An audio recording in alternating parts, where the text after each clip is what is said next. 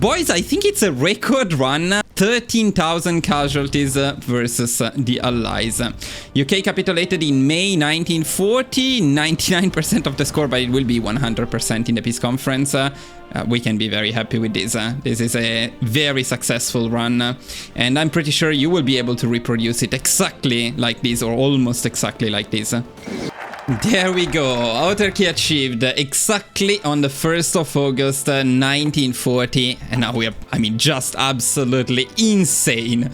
Insane amount of factories, no issues with manpower, perfect stability, war support, political power. Germany is insane, whether you play it with DLCs or without DLCs. It's a fantastic country. Hi guys, and welcome back to the channel.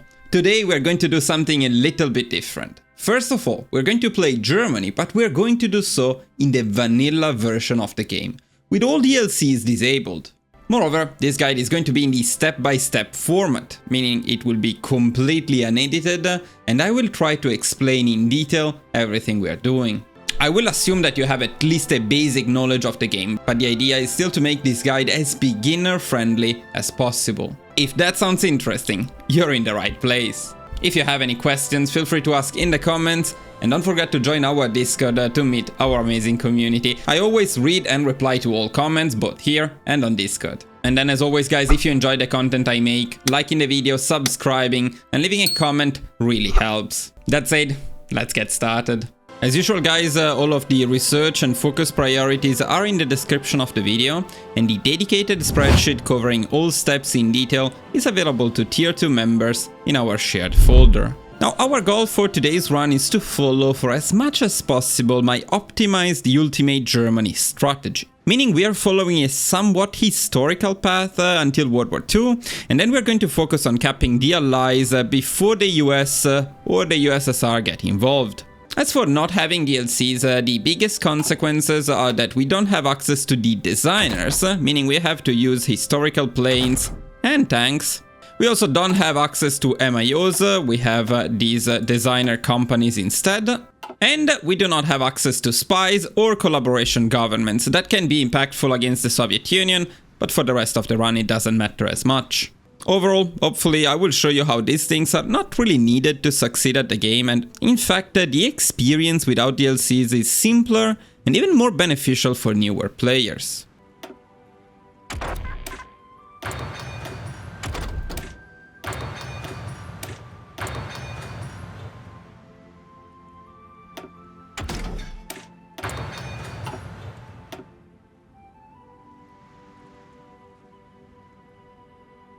I'm not going to explain the focus priority too much, again you can find it in the description too. If there are some particularly important ones, we'll go over them, but I prefer to focus on other aspects of the game for the step-by-step part of the guide.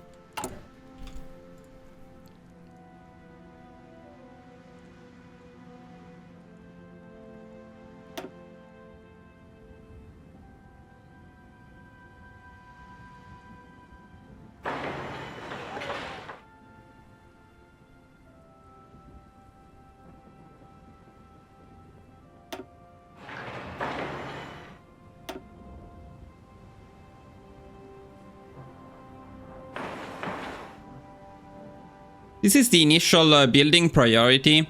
Now guys, you will know that some people prefer to build more civilian factories early, other ones prefer military factories. You might be wondering which one is better.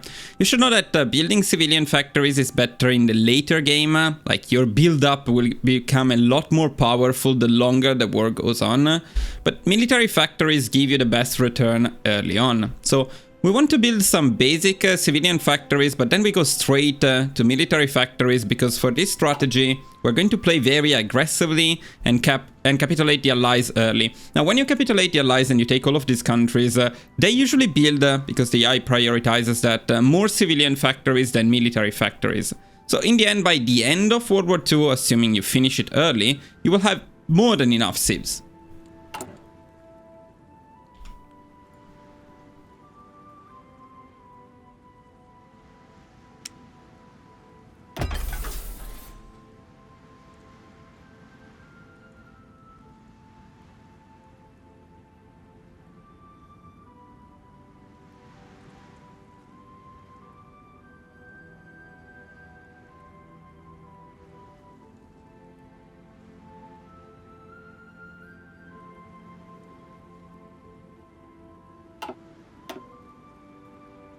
We need to find the naval bomber in here, which is this one. Of course, we need to use the default designs, but they're actually alright. So we have the fighter, the CAS, and the naval bomber. We're primarily going to focus on these ones.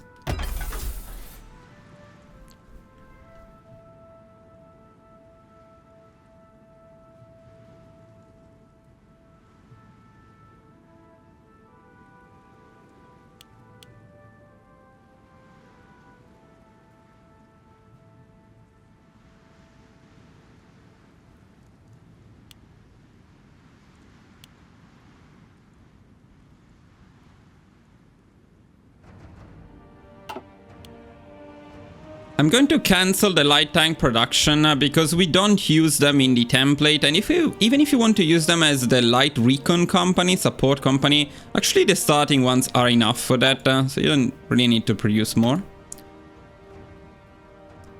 On the other hand, it's important that the priority is set correctly at the very beginning of the run, so you can ramp up the efficiency, the production efficiency quickly and get the most out of it. For example, trucks, if you set them at 3 from the beginning of the run, you will have enough for your motorized templates later on, without needing to change the production too much.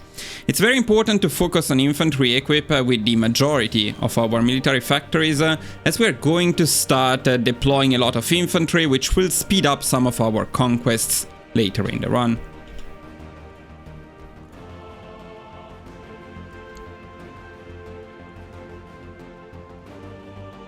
As for the Navy, as you can see, we are producing older models because this thing is grayed out.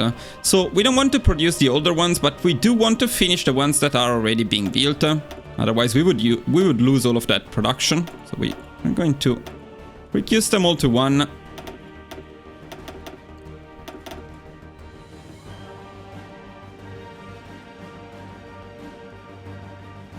And we're going to put the heavy ships at the bottom of the list.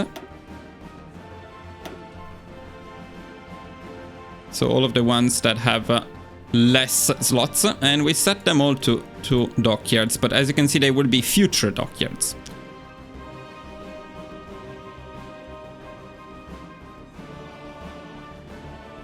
As for the rest, we set them to max dockyards, so they are finished as quickly as possible. Funnily enough, without DLCs now you do have access to the Navy Designer, while not having planes and tanks.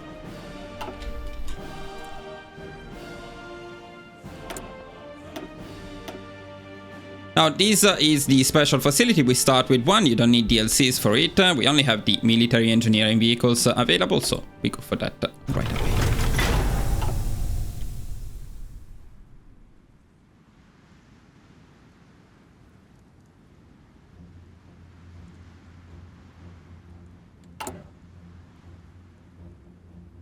Oh, we're also going to add the production of some convoys for later in the run.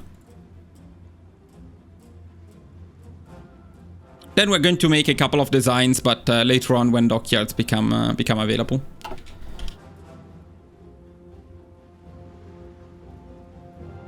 this point, we're also going to fix trade. In terms of trade, usually you can ignore deficits of 1 or 2. It's not worth because you can only import up 8 for each civilian factory. You cannot import less than 8. So, or use less than 1 civilian factory. So when you have a deficit of 1, say, using 1 civilian factory for a deficit of 1 is not worth it. But in this case, we timed it right to have about 8. This way, it's worth it.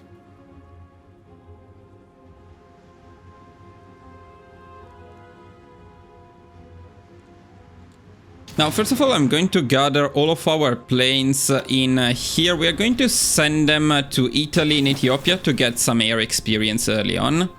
We're also going to merge and train our fleets.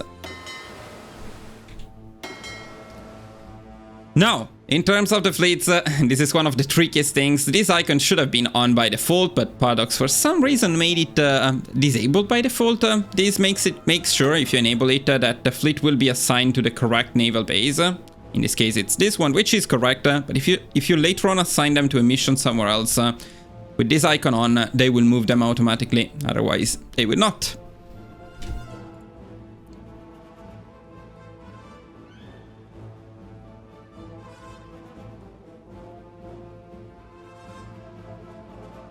So we're going to use this guy as our main admiral, and later on for submarines we're going to use a different one. By the way, this is recorded currently in the beta version of the game, which means submarines are still bad but not terribly garbage like they are in the live patch. But hopefully maybe by the time this video releases it will be fixed. I don't know, probably not, but we'll see. In any case, we are going to shift click here to get some training and also some Navy experience.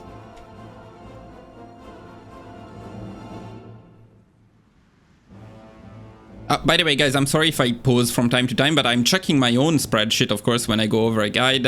Like in this case, make sure that I don't forget anything. It's actually quite important.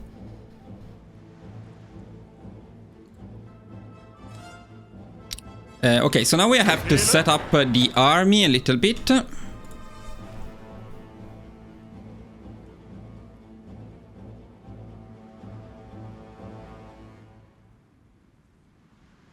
So first of all, we're going to rename the divisions that we're actually going to use,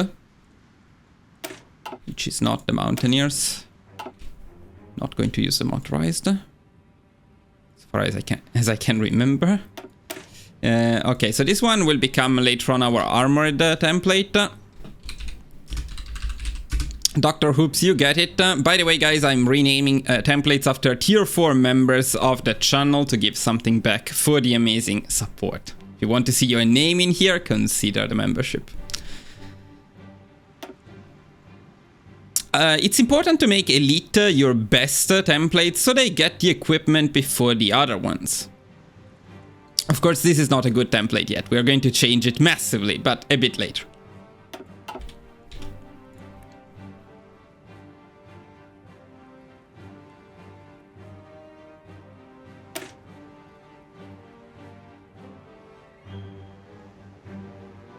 Now Gator Cat is going to get our inf. Very standard template. Later on we may make some changes, but nothing massive.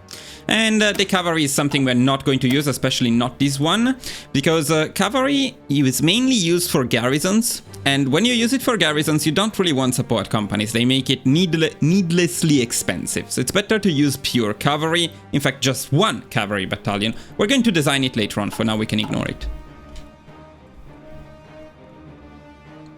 So now we gather the entire army together. We're going to split off the armored divisions. It should be 3 of them, and then we're going to change everything else into our inf.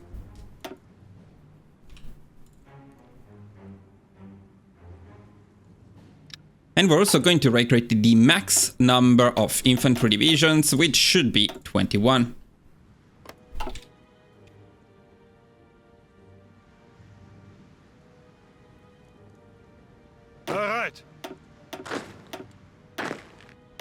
Now we can start setting up the army for how it will be later. So we're going to use 2 separate marshals, one with only the armored divisions and one with the infantry divisions.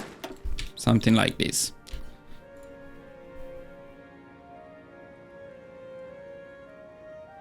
There is not much point in assigning the generals for now, especially we don't have the good ones that will become our marshals. So for now that's it. We can set these guys on a fullback line. This is useful to make sure they don't suffer from attrition. Then you can again shift click to train them all the way to regular. Now, a couple of words about training. If you shift click, they will get all the way to regular level. Consider that they cannot go beyond regular just by training. They need to fight for that. But they can upgrade from trained to regular in that way. As you can see, there is a modifier that depends on the combat training level. And it is at 0% when trained, minus 25% when green. I don't think we have any green ones yet. And plus 25% when regular. Then there are additional levels that you can get while in combat. As you can tell, that's a very big difference. So you always want your divisions to be trained. That's one of the most important parts of the game. In this game, if you have divisions which have a good template, are trained, full strength, which is what you can see here, and enough supplies, which you can see not there because, well, right now they all have supplies. But yeah, you can see it from here, and you can see current manpower, supply status 100%. So with that, you can generally push in any situation.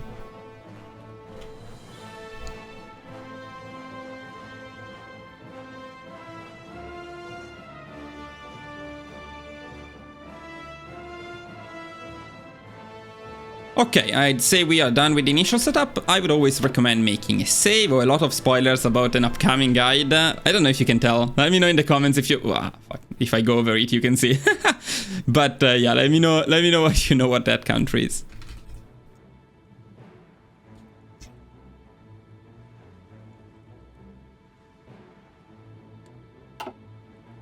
Let me make it guide so then I will know. Test. Okay, everything is working. All right, so we can start at speed at max speed, but we still need to manage the planes a little bit. So once they gather, I usually merge them, so it's a bit easier to manage them. And then we're going to right-click on Italy. We're going to send volunteers. We're actually going to send only air volunteers, not land volunteers. They will be stuck in there. And then after Italy accepts, we are going to send them down. Now we're going to send only tactical bombers. We can send 100 up here. Put them on close air support in this area. And we can send another 100 in here. Put them on close air support in this area. This should give us some air experience. And once they are gone with the other ones, we're going to shift click on train. Again, we want everything train to regular. What we said about the army also applies to planes.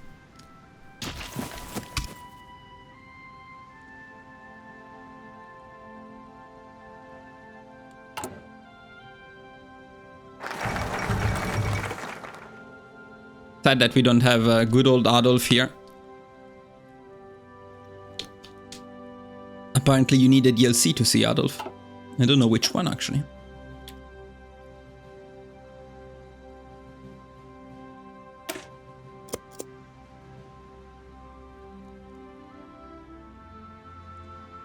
Now we got our first political power. We're going to use it to pick an army organization expert. It's always recommended to get an army expert or chief of army early on. So you can start getting some army experience daily, even while not in fight. Now, it may not seem much, but over the course of a run, if you get it on day one or almost, this is quite a lot of army experience.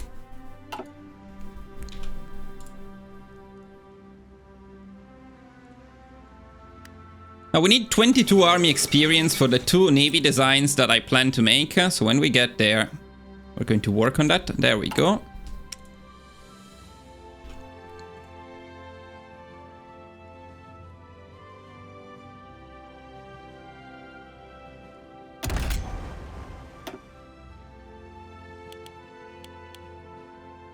So we're going to use this basic submarine design, hoping that submarines are not complete garbage in future versions of the game. But you know, having some of them is still helpful to destruct the Royal Navy, even if just briefly. So make sure whenever you design something to always click down here. That way when you unlock further technologies, the design will be automatically upgraded. And we can save it and we can start producing it with 2 of the upcoming factories. The next thing we're going to do is we are going to make some destroyers. Now let me see which one is cheaper. This is 14. I believe it's probably cheaper than making an empty one. Let's see. Yeah, this is 20.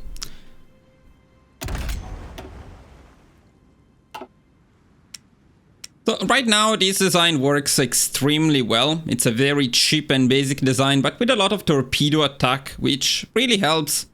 So that's why we're going to make these, but you can make something else. This part of the guide is not that strict and also not that important because to invade the UK will rely heavily on air. So the navy is somewhat secondary.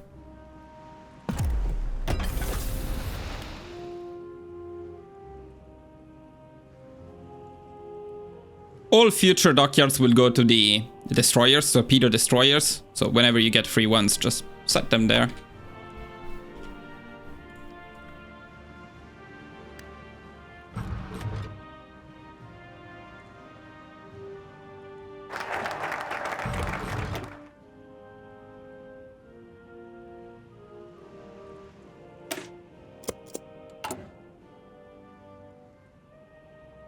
And we already have enough political power for the MEFO builds architect. Also important to get him early. nice buffs overall.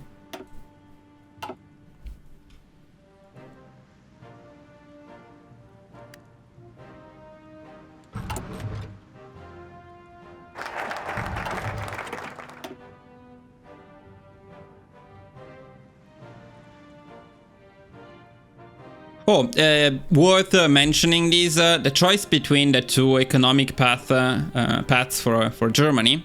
Well, the 4-year plan is generally better as long as you can achieve autarky fairly quickly. And since we are going to capitulate the UK and then we're going to get autarky achieved right after that, this is the best path for us. But if you're in for a long war, say a more historical approach to Germany, unless you choose this one, you can check how I did it in my historical Germany run, well then the prioritized economic growth path is better, because you have less maluses in the long run, and eventually you get to some very good buffs.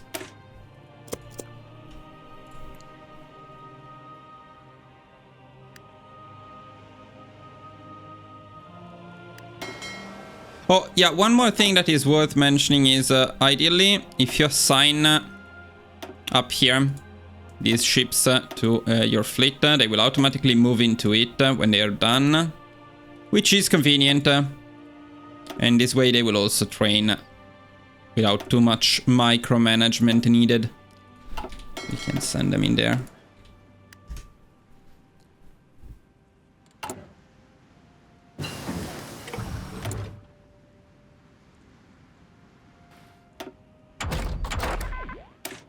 I'll be honest, the feeling of the game with no DLCs is pretty good.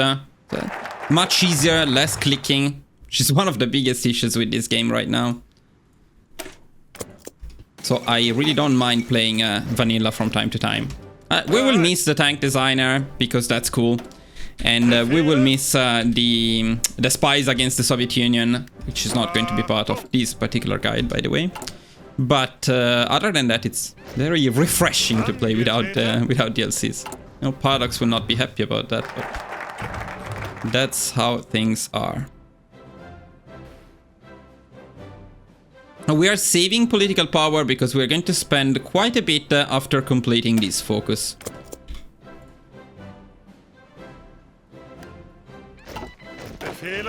Meanwhile, we keep assigning the new divisions and train them.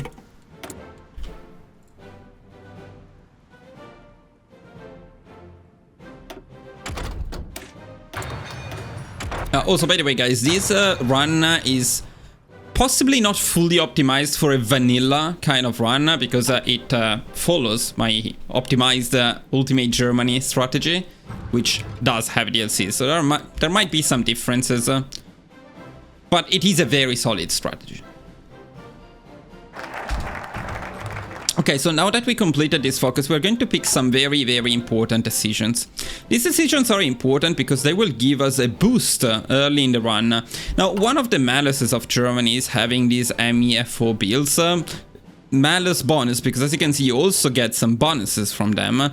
But you get consumers good factories factor 28%, which means a lot of our civilian factories will go to consumers goods.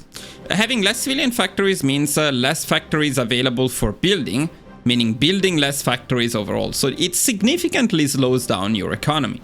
Luckily though, as Germany, you have access to these very, very cool decisions if you follow this path. So we're going to pick all of the 30 political power ones, then I will show you the outcome. So it was, remember that it was 28% consumers good factories factor. Now let's see what happens after we do this. And we're also going to do import tariffs. We're not going to pick right away the ones that decrease stability, because having good stability is also important.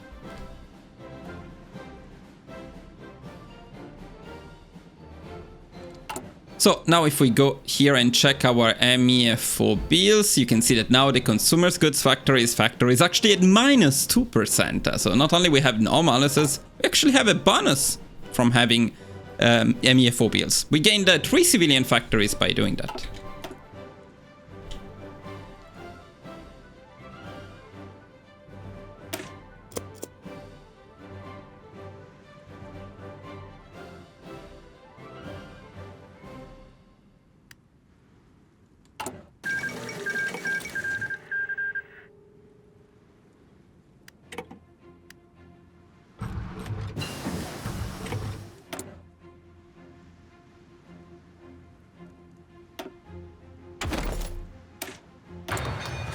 And by the way, you can see that we got quite a bit of air experience in Ethiopia, just convenient. So now the war is over. Okay, now completing this focus will give us enough war support to switch from partial mob to war economy. While it is not needed this early into the run, we're going to start building military factories soon. And by switching to war economy, we actually gain a 10% military factory construction speed, which is awesome.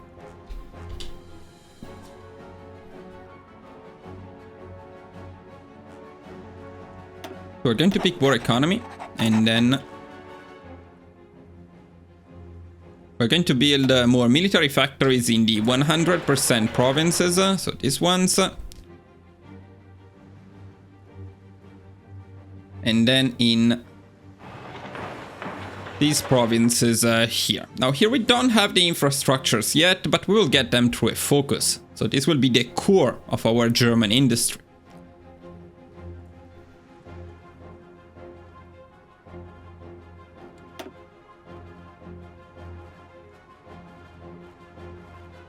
In fact, it's the very next focus which will give us the infrastructures. By the time we start building there, they will be at 100%.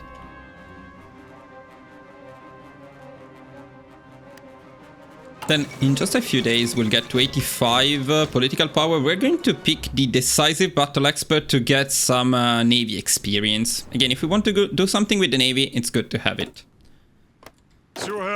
Then at this point we also want to deploy. We cannot deploy everything yet, but we want to start deploying and training the new divisions. We'll need them soon. We also need to recruit another 24 infantry divisions. Let's go on and do it here. That's good.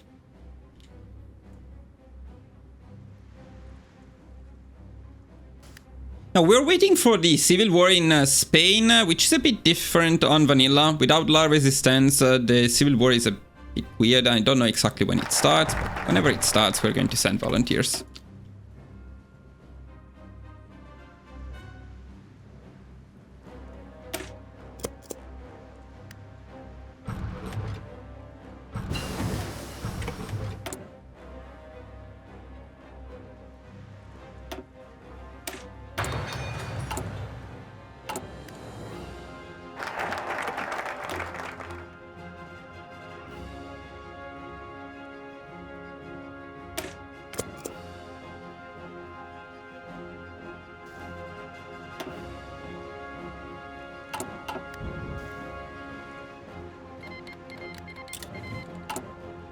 I'm going to finish deploying these ones.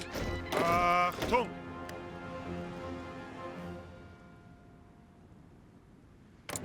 on, Spain, do something.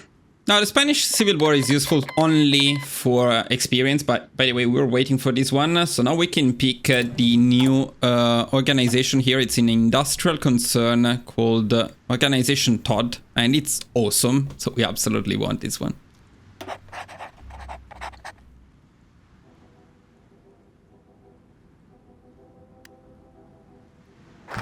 But yeah, I think there is some RNG as to when the civil war in Spain starts on vanilla. So whenever it starts, you want to send volunteers. It might have already happened in year one.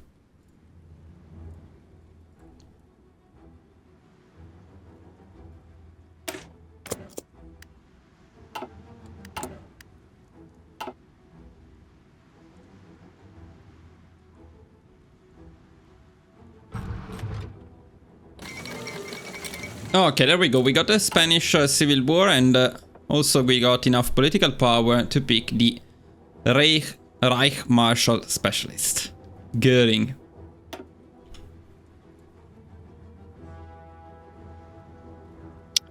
Okay, now let's see how many volunteers we can send to Spain. Whichever Spain is fine, you generally want the fascist one to win. So we're going to send volunteers to them. We can send a total of 3. But I would always recommend deploying before you send volunteers, because we'll see, like now by deploying, we probably can send a bit more. We can send 4, and 1 more is going to help. So we're going to select 4 divisions from here, split them into a separate army. Then we're going here, we're going to send volunteers, select them from here, and send air volunteers as well. There we go. Now, we'll not micro too much the war in Spain, although this is a great chance to do practice a little bit with micro and managing your units. If you're a beginner, this is a perfect chance to do so because, you know, you have nothing to lose. It's not your war after all. First of all, though, we're going to send planes. Now, you can send either 100 fighters and 100 bombers or 200 fighters. Anything is fine. I will go with 100 fighters and 100 bombers. Then I will show you how you can easily manage these planes. So you set them on close air support and air superiority. And I will show you in a little bit. For now, we assign them there.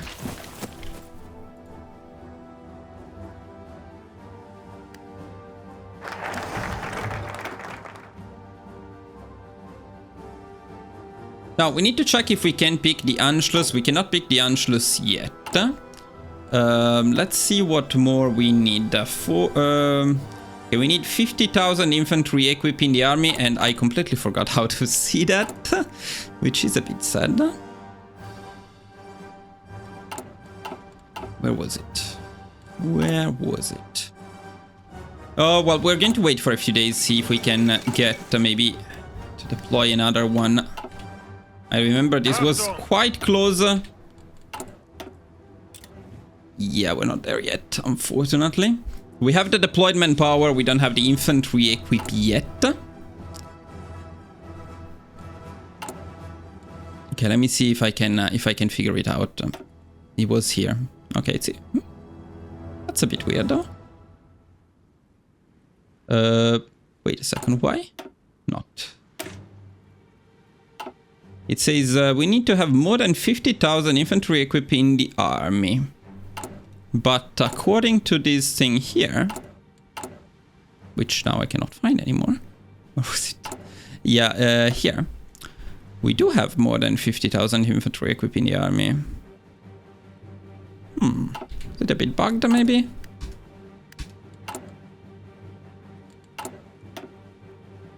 Why not? Man, what's up? Okay, so this is a good chance to make a save. And see if we can figure it out. Maybe it's the volunteers that are currently in transfer, so they don't count. Let's see if when they arrive. That would be interesting. Oh, it was that. That's very interesting. So you see, because of the volunteers not being in Spain nor in Germany, they were flying. Their infantry equip was not considered, so we couldn't pick the Anschluss. But usually you can pick the Anschluss now. Just very unlucky timing, but no problem. You had 10 days buffer, so we're still perfectly on time.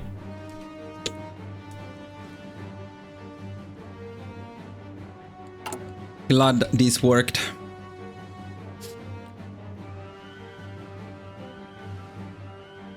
Okay, so now that we got to Spain, let's do a couple of things here. Now, first of all, let's assign a general that we like. One that could become the main general of our army later on. Now, we have a lot of brilliant strategists. This is a trait that we really like. They're all level 4 already. And generally speaking, the most important stats that we are looking for are attack. But also planning and logistics are not useless, definitely.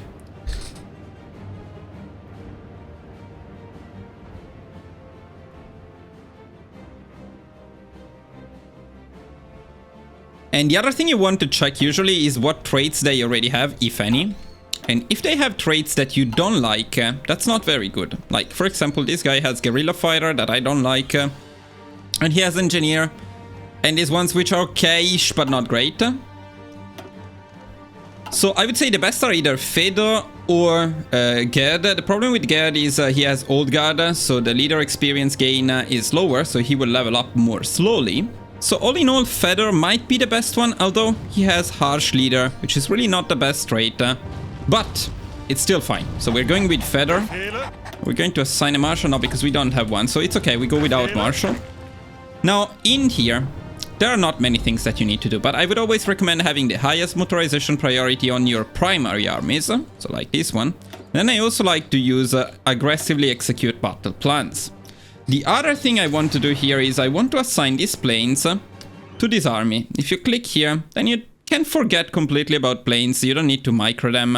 They will be managed by your by the AI automatically, so you don't need to do anything. Then as for Spain, what should you do? Literally whatever you prefer. Like we deployed here, so we can just assign them here and plan an offensive like this, and then as soon as they are in position we can just click here and forget about them, so we don't need to micro too much. However, Spain is usually a good place to farm terrain traits, but not so much without DLCs, because the war without DLCs is generally faster. So yeah, you can micro them a little bit, but the basics is you just set them somewhere and you start pushing right away, and you get experience, which is the primary goal.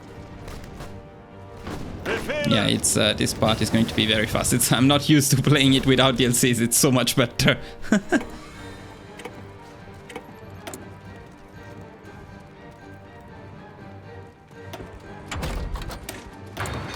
Now it's time to get ourselves some good tanks. We're going for the Panzer III. I like it. It's a bit early, but we need it. Now, because we are playing without DLCs, we need to unlock the tank and then the SPG separately. So we need 2 researches in here. We cannot do both at the same time, so it will take a bit longer. By the way, I didn't check the... well, the Leopard is later on. Okay, yeah. Well,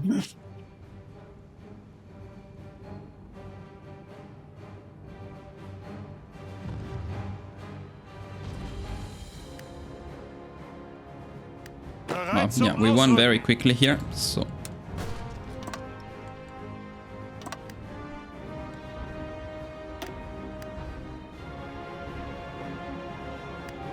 Yeah, I guess we can go down and push in the area of Madrid.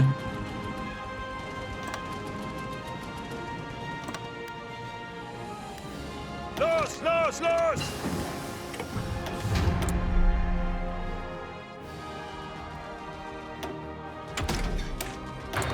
Okay, so now at 100 political power, we're going to pick the improve worker conditions. This will increase our stability, which is already good, but we're going to next pick these 2 decisions which decrease a bit the stability. So to keep it up, we improve it. By the way, for now we're saving army experience, navy experience, and so on. By the way, we also don't have spirits. Yes, that's what I remembered. But later on we'll start picking doctrines. Okay, let's start with the last 2 decisions here. Now, once again, you can see how having MEFO bills is actually beneficial for us. We're spending most of the run with a negative consumer's good factories factor. It's something that a lot of people miss, by the way, when comparing this path, industrial path, with the other one. They see the MEFO bills as a debuff, but the MEFO bills are not a debuff until quite late, and only if you don't get autarky shift.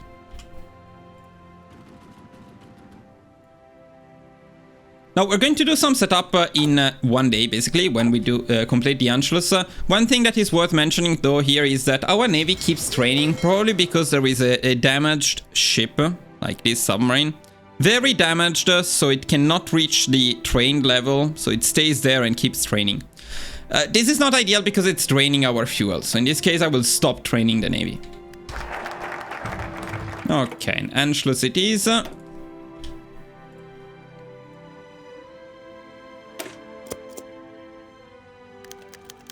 Now that we take Austria, there is a little bit of setup to do, because we got some new divisions.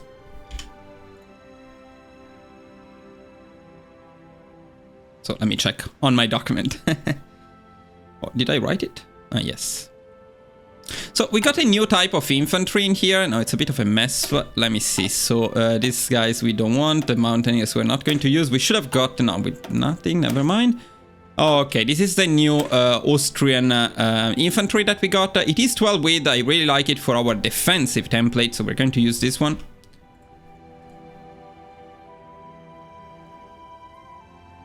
Andrew, you will get our def.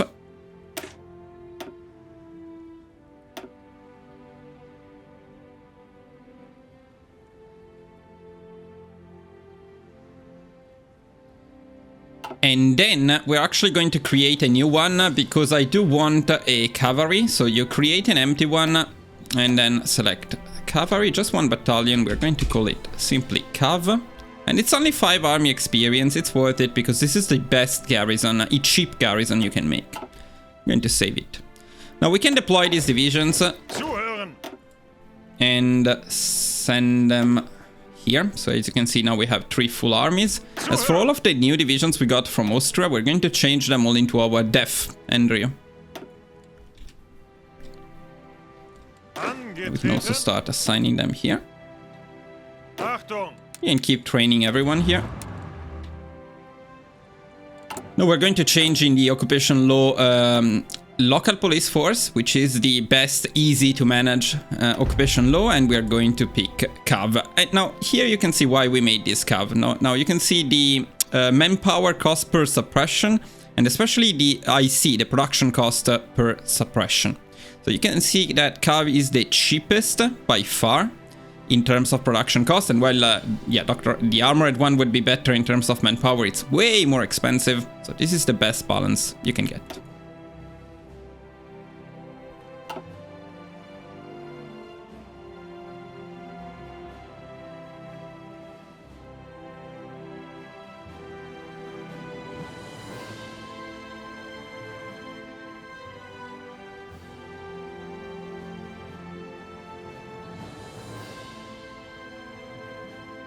Now it's time to also start with our build. No reason to wait at this point. We're going to stick to mobile warfare since we start with it, and then we're going to pick Grand Assault first because it's just awesome until they nerf it like they did to Desperate Defense. So it's going to be Grand Assault, and then later on we're going to pick Assault Infantry, another very good one because you instantly get a 10% soft attack from support artillery, and also the leg infantry battalions will get an awesome boost, an awesome boost from support artillery.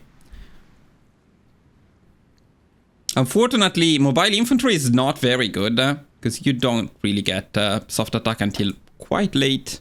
So yeah, that's a bit too late. This one is just good right away.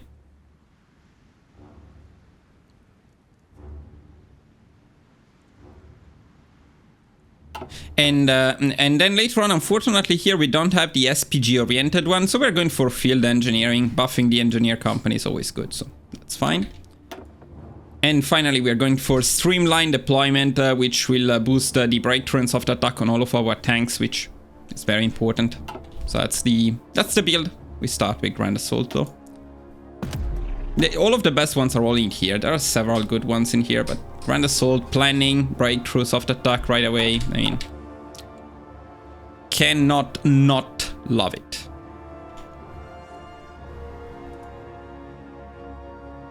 We also need to change a little bit the production priority. So let's go on and do that. We're going to produce some armored support vehicles that we just unlocked with this special project.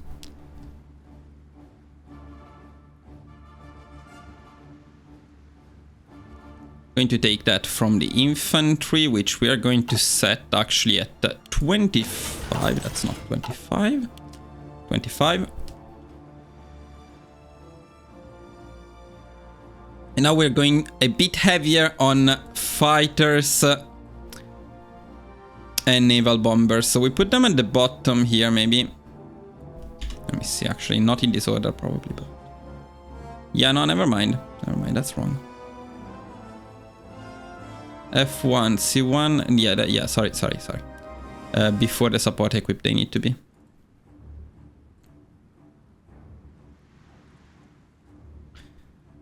So 20, 10, and 5.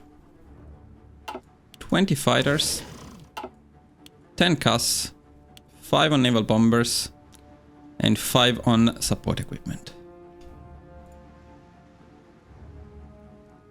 Okay, and I think we're good. Let's make a save just in case. We also need to fix trade. Okay, now we can make a save.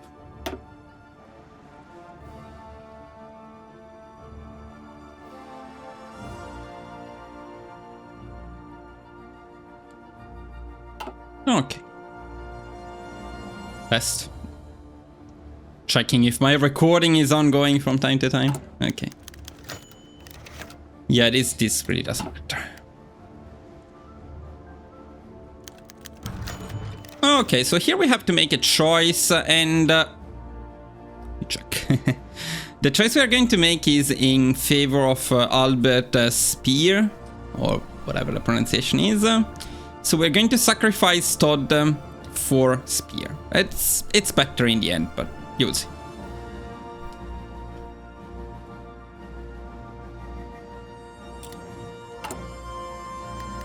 So right now, if we check here, where is it?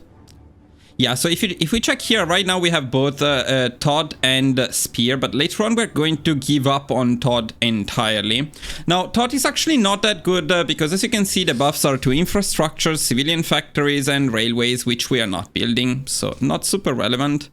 While this guy gives us a 5% construction speed, which applies also to military factories, so that's better. Yeah, sorry, I meant not Berman. Berman, we keep its Goebbels that later on will take the place of Todd. Now, the other disadvantage or difference if you take Speer instead of Todd is you will not complete this one, so you will lose some stuff in here.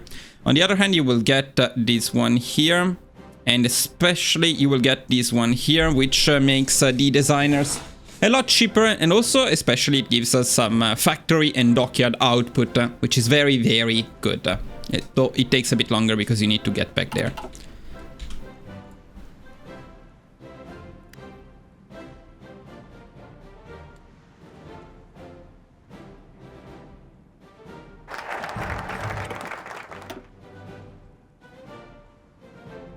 There we go with Goebbels.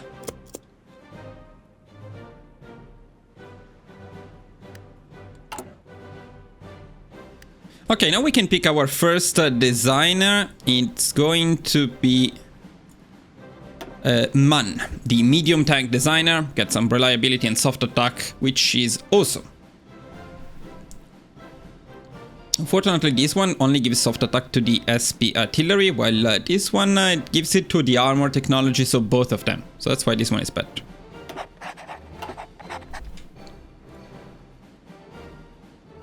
Now soon we're going to replace Todd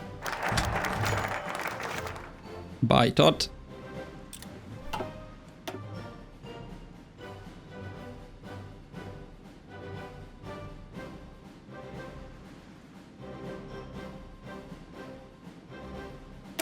Okay.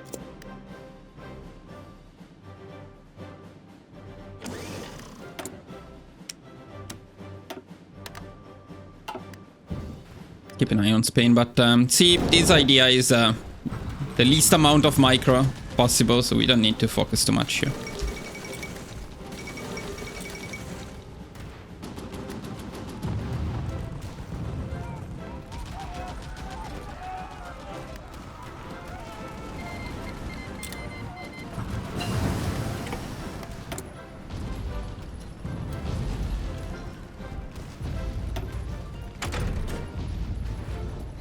Now we're going to pick this research here because it will boost significantly the torpedo attack on destroyers and submarines, and we want to spend 50 Navy experience for the discount on it.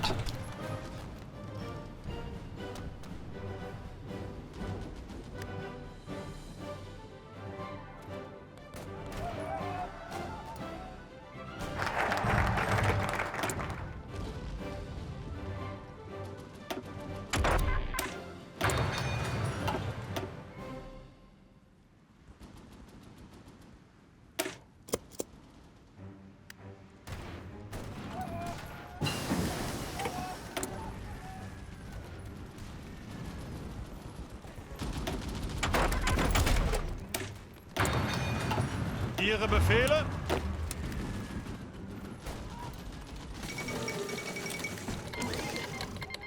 Okay, now we have another war that we can participate in. So that's the one between Japan and China. I think I should have it somewhere in here. Did I not write it?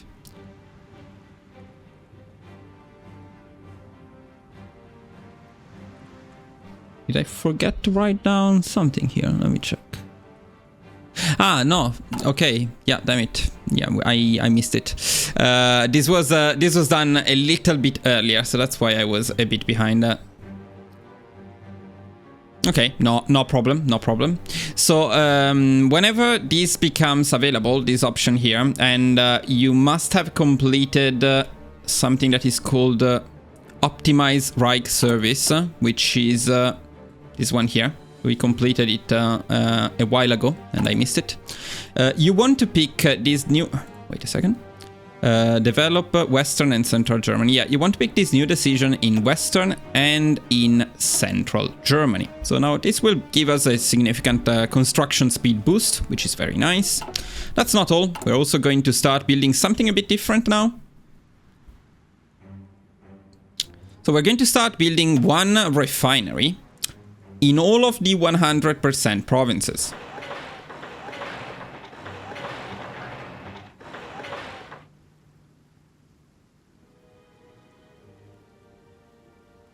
Then we also want to keep building military factories in all of the 100% provinces.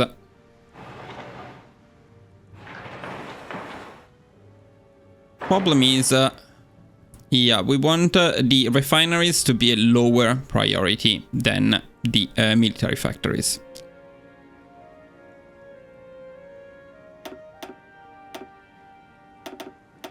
Yeah, so we do something like this. And also, you always want to finish the ones that were already being built first. Like this one, if you put it at the bottom, you don't finish it. We should finish it as soon as possible. So something like this should be good. Now we can also build military factories for later on in the 80% provinces, but they should be a lower priority. I also forgot this one.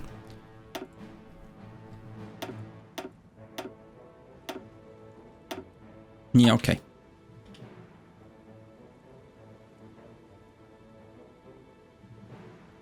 Now we also want to recruit to have a total of 48 def. That should mean recruiting 42 def. So that's correct. Plus this 6, it will be a total of 48.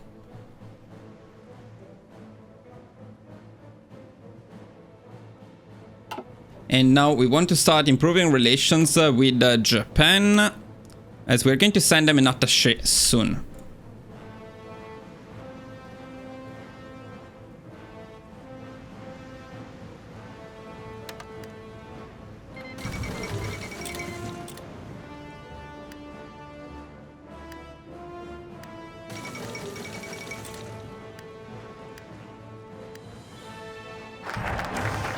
Okay, we can stop improving relations as this is enough to send the attaché. We just need the political power now.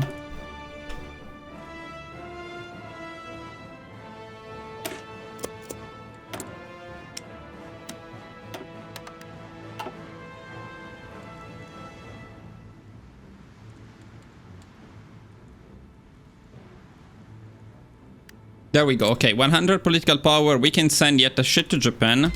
At the same time, we want to deploy. And this will allow us to have enough... we can also split these guys into two. So as you can see, a marshal... Well, you cannot see it yet because we don't have a marshal. But marshals can have a maximum of 5 armies assigned before suffering penalties. So this will be a total of 5 armies, and that's perfect. We deployed everything now because at this point we can send additional volunteers. We can send 2 more to Spain. We're going to do that. And then we can send some more to Japan, of course. Japan and also the Japanese puppets. So we need to check first. Yeah, let's wait one day. We can send 6 to Japan, 6 to Manchukuo, and 2 to the Mongols. So let's prepare them. 6. 6. And 2. Then sending everything at the same time is usually better. So first 6, second 6, last 2, and the 2 to Spain.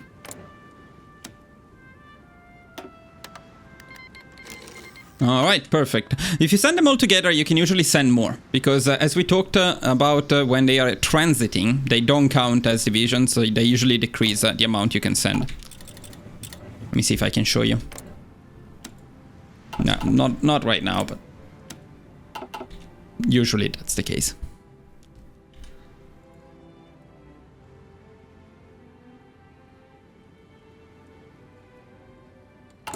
Now we can decrease the production of infantry equip. We don't need that much. So we actually go down to only 10 factories and we put everything into the fighters.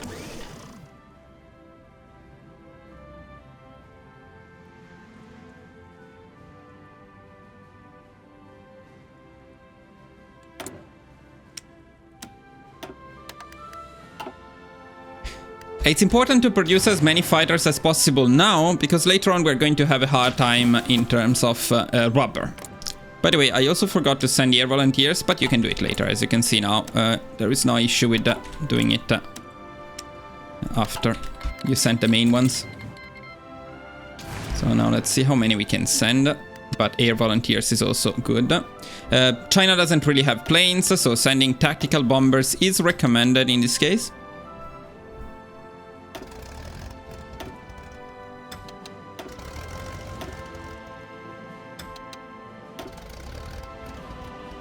And we can send another 3 apparently.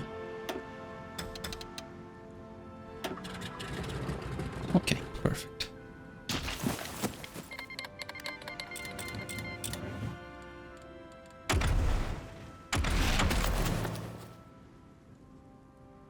We can easily pick another doctrine here. Assault infantry is actually great right now. We can also start going for some navy-oriented doctrines. Yeah, I forgot that we don't have torpedo primacy. That's very, very sad. That's one of the most important ones here. But this one is still useful. So we're going to pick this one for the torpedo screen penetration. Going to pick line of battle. And later on...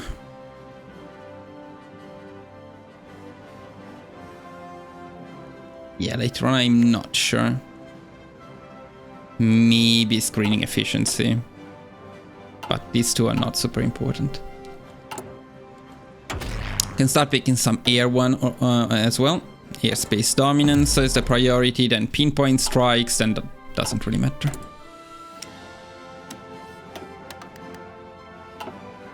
You know, we need to manage our volunteers a little bit. These ones we can simply merge with the other ones, no problem. Here, it's a bit messy, because unfortunately these volunteers are from 3 different countries, so they should probably change this. They should make it a theater volunteers rather than country-specific volunteers. Well, the biggest problem is we need to micromanage them individually, not all together. But you know, it's okay. We can try the other 3 generals, see if anyone becomes good.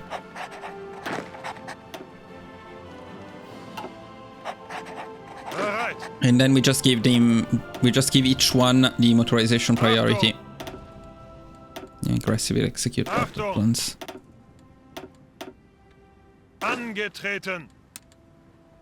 And then we try not to micro too much because we don't want to go crazy, but in Japan and China, usually pushing the coastline is the best. It's the only place with supplies, so if you don't want to die of attrition, it's always a good idea. And also, you don't want to push too much, because otherwise China will capitulate.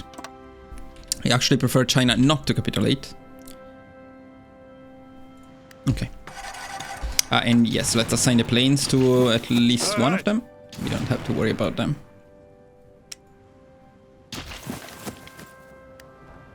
Angetreten. Befehle. Okay, I use the commander ability, just briefly explain what they do. Self-office plan is very cheap, especially with small armies, and gives you planning incredibly fast. Now, planning is what you see right here. It's a plan, preparation, attack bonus, and it's a big bonus when you get full planning. Now, let me show you in action. Let's start the offensive with all of them and see the difference if we can. So let's see these ones. Okay, these ones have a plus 18% to all of the offensive stats thanks to planning. Well, these ones only have a 3% attack planning bonus, so getting full planning really helps.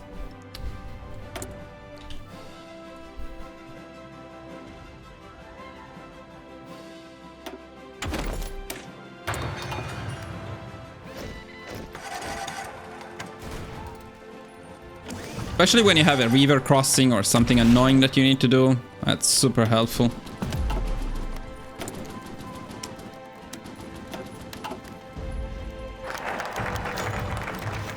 Okay, so this is in the meantime us taking Sudetenland. But this is all scripted, so nothing to worry about.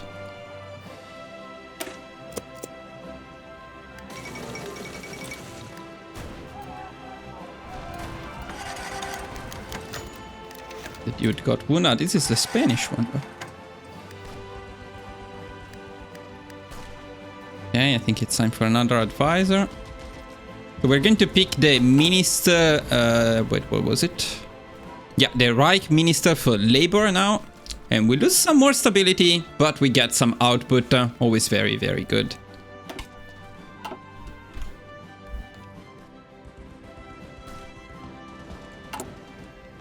Now we're going to force deploy. I also realized I made a small mistake here.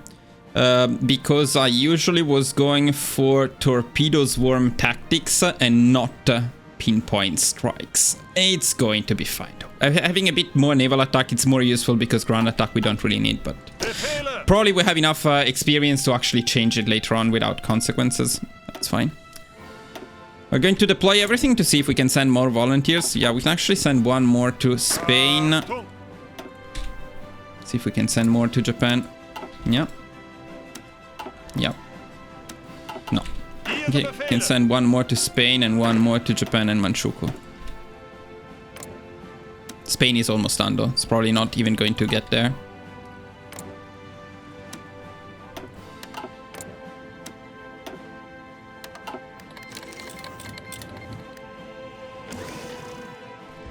Achtung!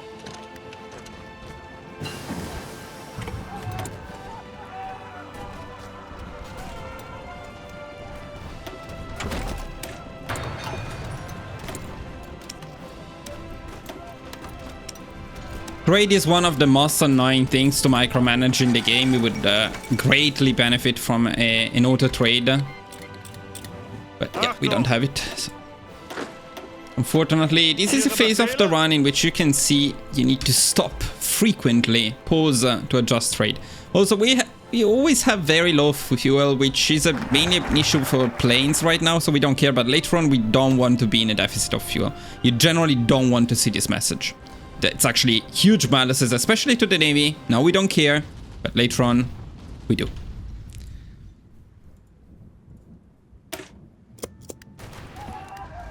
Okay, and the other thing you need to kind of micromanage is, as you can see, it's a complete mess in here. Frontline keeps getting broken, so you need to constantly readjust it, make sure that your divisions are pushing only where you want them to push. Are we done in Spain? No, not yet. Interesting.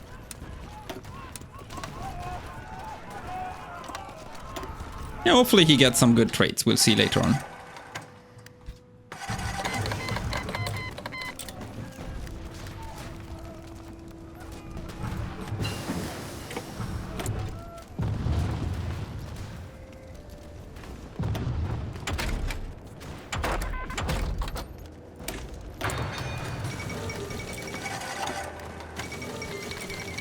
Okay, full of Nanjing means we're pushing them very fast. We need to be careful again. We don't want to cap China, so...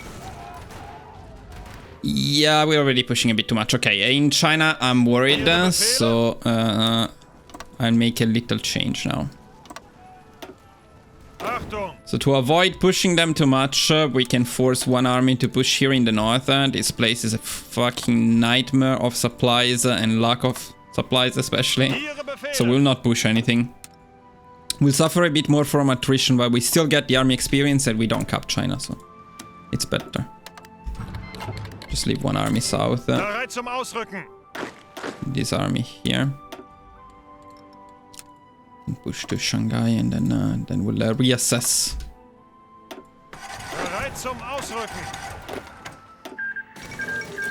Okay, Spain is gone.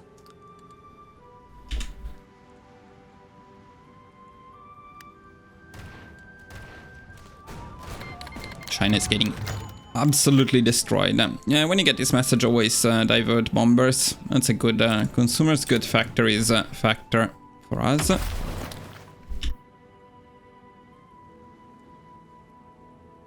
I forgot, but we need to save some experience. I'll pick the field engineering, then we wait before the last one to design actually the armored templates, which should be fairly soon.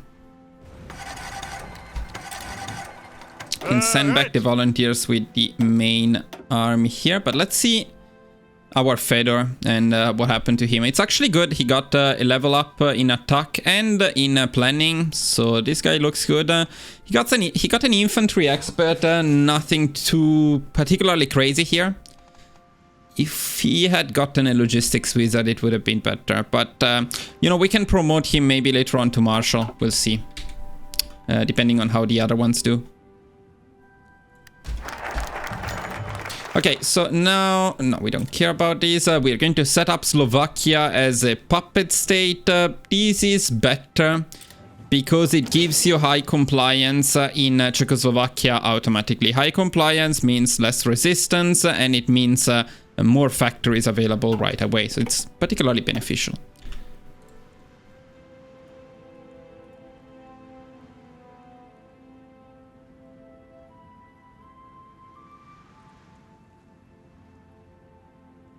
And I disconnected, so I cannot click my spreadsheet anymore. That's a bit sad. But in the meantime, we can go and get the infantry equipment designer right here.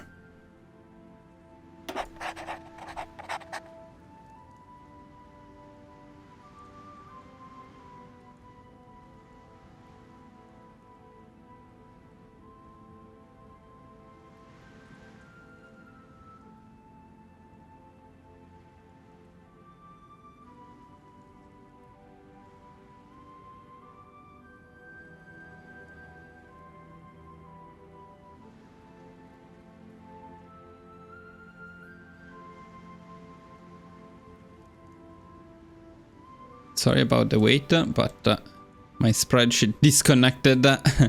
Some issue with Google Drive, so I cannot click it, and then I will miss the steps, which is not good. Come on, what's wrong?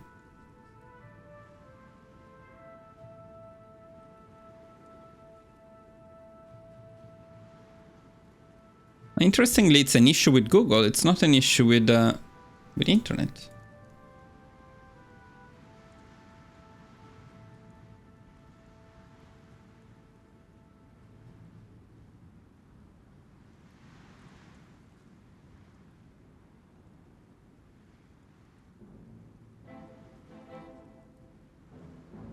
Just a moment of patience. I'm getting it back.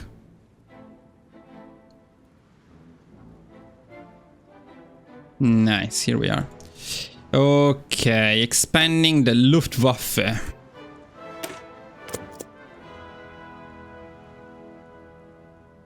Infantry equip designer, then we go for the light aircraft designer a bit later.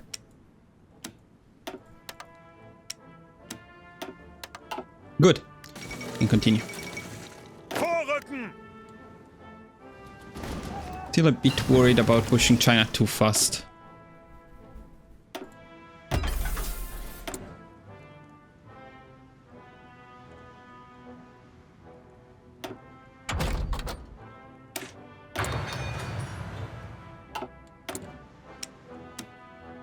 See, the trade is a nightmare. The amount of times you need to adjust it, it's an absolute nightmare.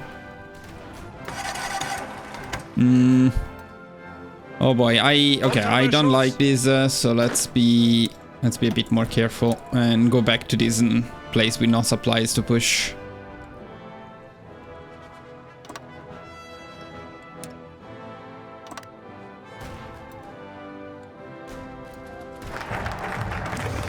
I'm going to cover China in a guide soon, by the way. It's going to be awesome.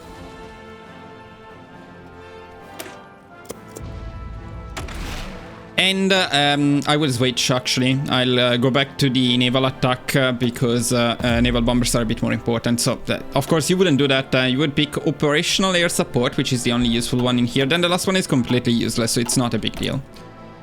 The mistake is fixable.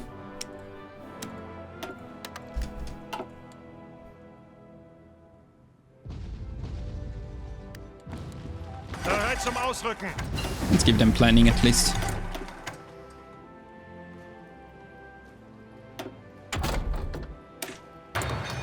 Ausrücken!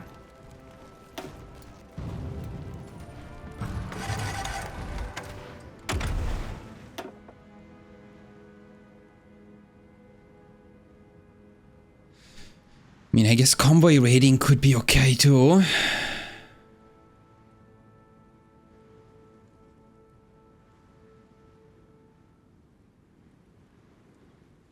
We really don't get anything particularly good in any of these things.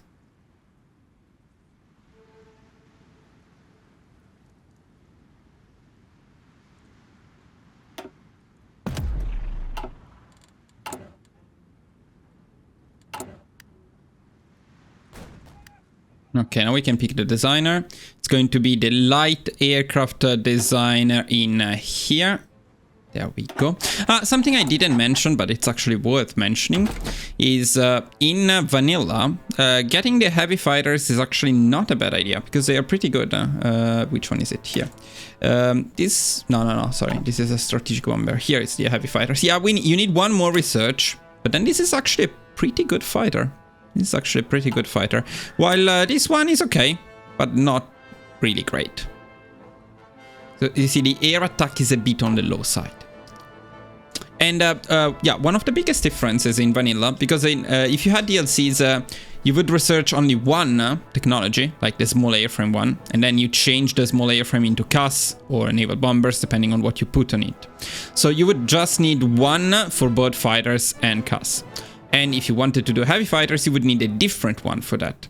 Now, in this case, however, researching, except for being an extra research in this particular slot here, researching this path or this path doesn't change anything to close air support or naval bombers. So in vanilla, it's a bit better to combine, say, close air support and naval bombers with heavy fighters rather than regular fighters.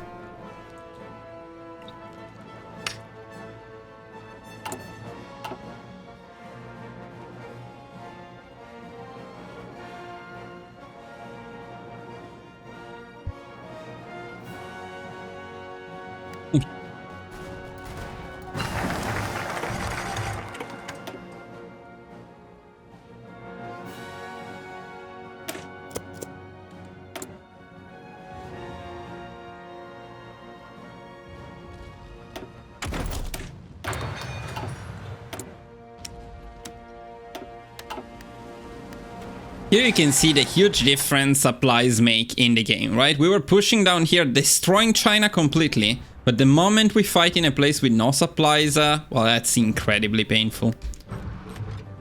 It is painful, by the way, for our equipment losses too. You can see the manpower lost and the equipment lost, and here you can see the most interesting stat of all of them, which is the infantry equip, for example, we lost to combat is 1,000, while we lost almost 3,000 to attrition.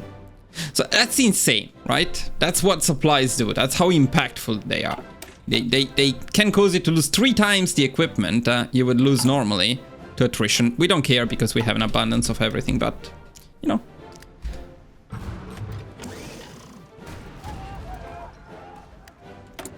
The trade is insane. Oh, that was our tank. But we are not at the tank yet. First we want to get the new fighter. We want a 50% discount, which I think we'll get with this one. So we're going to wait a little bit here. Now we get the fighter with a 50% discount. There we go. Perfect. And then we get Grille. Where is Grille? There we go. Grille is our SPG. It's not as good as with the designer, but we'll make it work. Luckily, it's a bit faster, only 77 days, and then we can finally start making our good template. A bit later than I would want to, but we can make it work.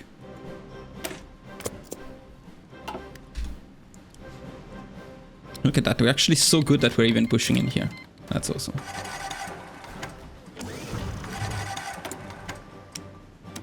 So now we're going to save definitely army experience for the template design.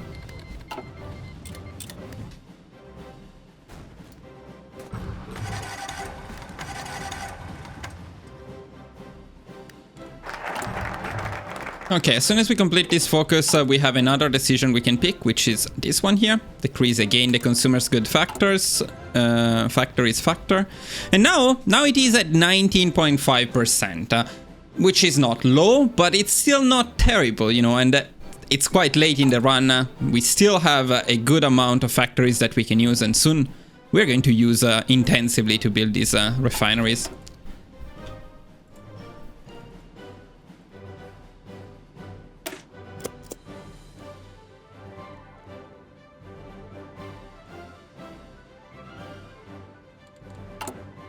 Oh, actually, we got the Panzer III already. Sorry. Let me see. We can start making the tank. That's true. Oh, let me change just one little thing here.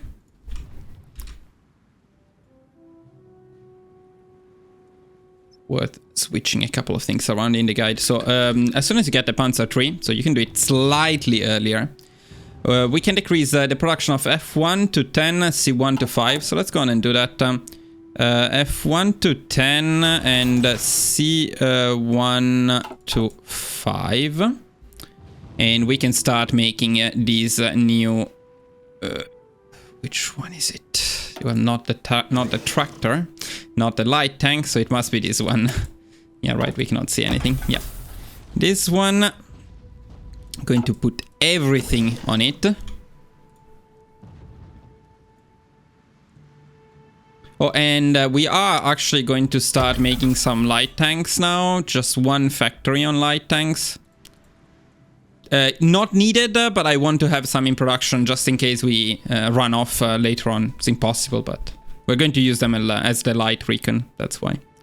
Okay, on Grille, we're going to make some additional changes, but for now we need to fix the trade massively. Good.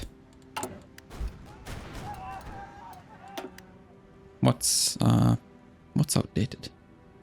What did you do to my submarine, man? Yeah, the game. This stuff about upgrading is always a bit weird. It's also very fun that you tell them not to change the name, right? And what do? Change the name every single time. Either way, okay. My God.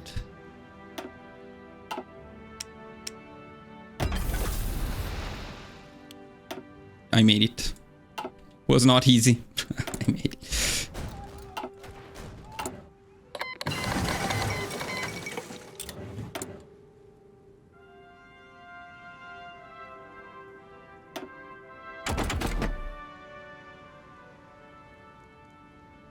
Now we go for the CAS upgrade.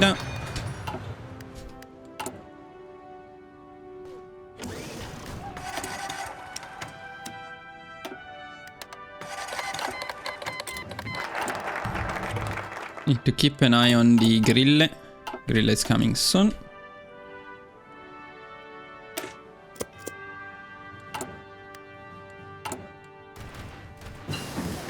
There we go with the Grille.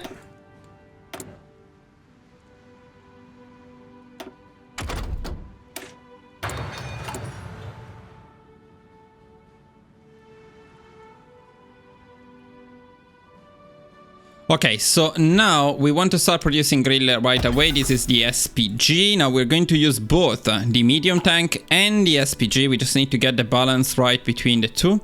We're going to decrease the production of T1 to 20 and everything else goes to the Grille. And hopefully this will be more or less the right balance. We can adjust it later if needed.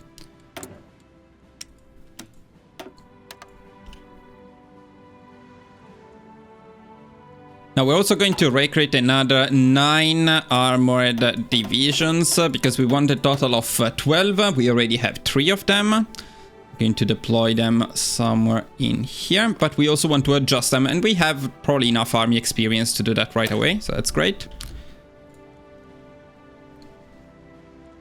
So we want a 36 with a template, which is the best. We are going to need 130 army experience for that, but we have it. We want 8 motorized, so let's work on it. And then I think it's worth explaining a bit this template and the reasoning behind this template as well. But first, let's design it. So 8 motorized, then 4 tanks,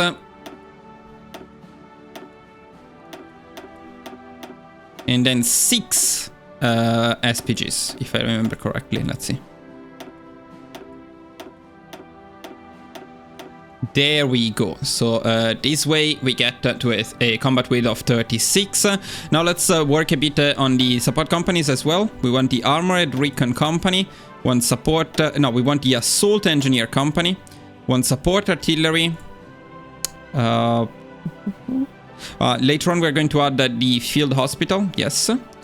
And we're going to add logistics as well. So these are the support companies. I think it's worth taking the time to explain this. So, why, for example, not all SPGs or why not all tanks? Well, that's to find the correct balance, especially between the organization, the HP, the soft attack. Those are the main elements we are looking at here. Also the breakthrough. If you go with pure SPGs, you will have lower organization, which is already low here, but it will increase a bit. And you will have very low breakthrough.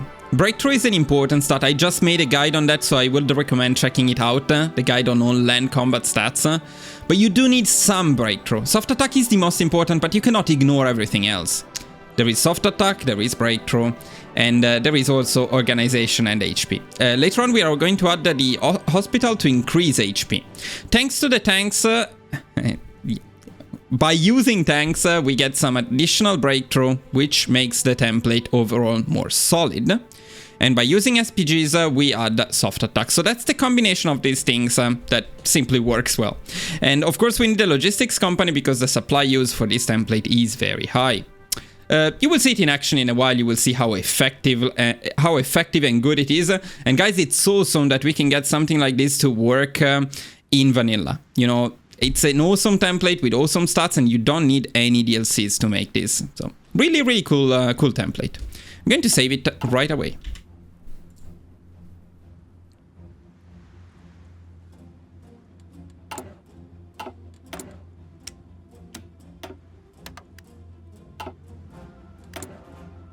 What do you want from my life? The submarine.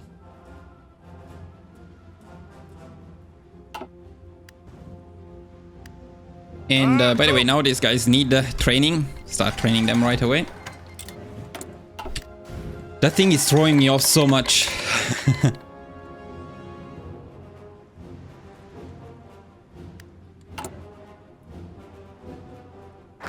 Okay, now that we completed this one, we can also pick the Blitzkrieg Theorist for 127 political power.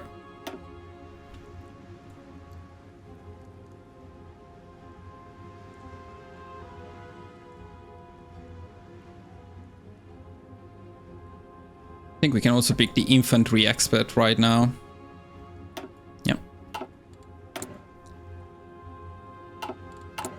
We want to deploy these guys and train them as fast as possible. By the way, interesting point.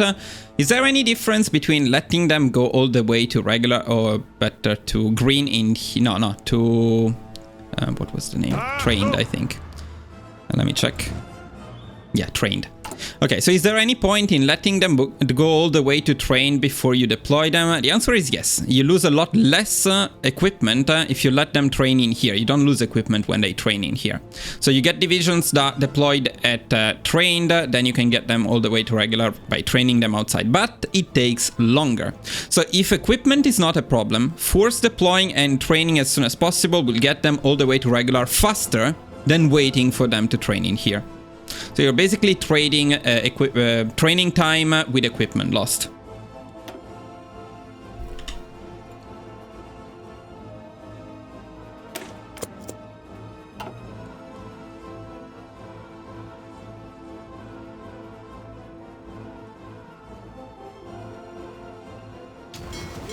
Now, we want to train our planes, and we have a lot that we can deploy, like really a lot, as you can see right there. So it's a good time to deploy everything and train everything in here. And because fuel will be a problem, we're going to start importing some from the Soviet Union. Can maybe use 5 factories for it. It's a bit painful because now we're starting to struggle in terms of factories. In fact, I'm actually going to decrease this to 1 so we build some refineries at least. Yeah, but it's needed.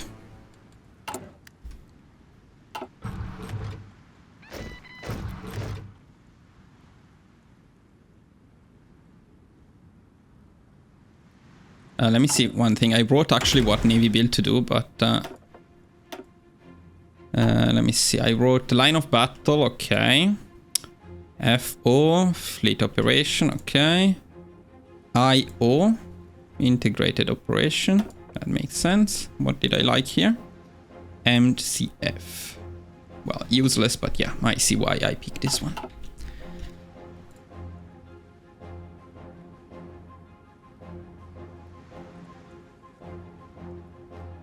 Okay, so the next goal is to deploy. There we go. And train all of the armored divisions. Or we can pick the operational support. Yeah, the fuel will still be a problem for a bit. At least until we are done training planes and army, because training them at the same time is a bit costly.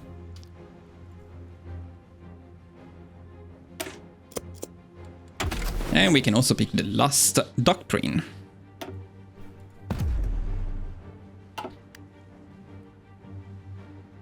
Yeah, fuel is a problem. Let's see. But we're almost done with planes. Then we'll consume less fuel.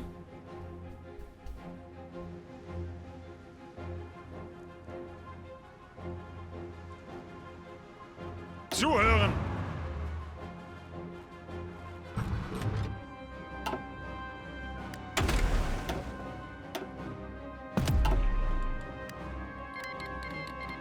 Yeah, as I was mentioning, army experience, air experience is even an overkill in this one. We can pick the close air expert. And then we're going to pick the armor genius as soon as possible. It's almost time for some action, boys.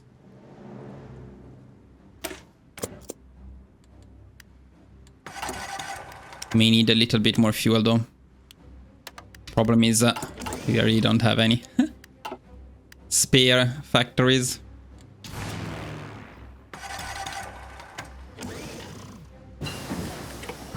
Fuel refining is going to help a little bit.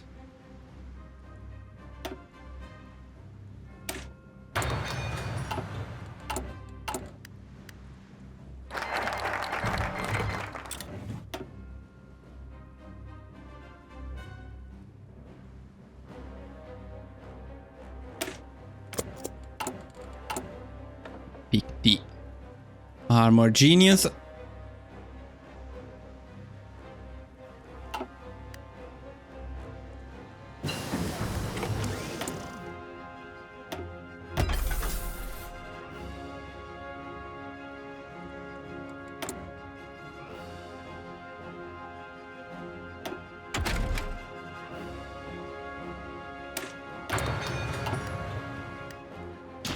By the way, what are we doing here? Completely forgot about... Oh wow, we pushed them a lot. Ausrücken! Okay. Bereit zum Ausrücken! I think there is a decent chance that some of these generals might have gotten good trades.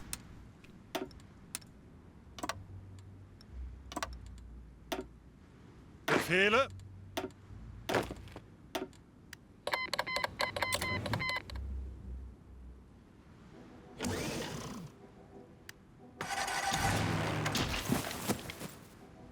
Achtung!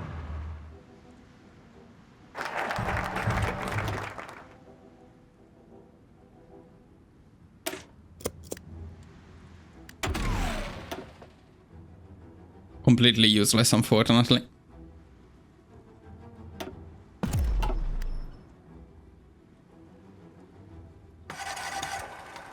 Bereit.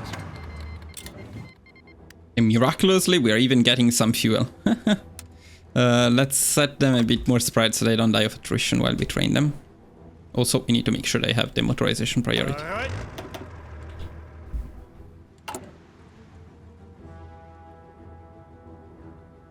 We can pick the raiding fleet designer. And the Reich Minister for Foreign Affairs.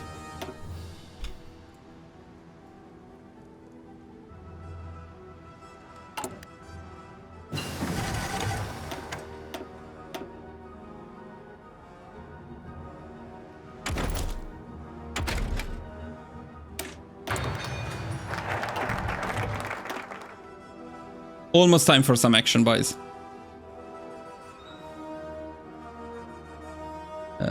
What did I have to do? Where is it?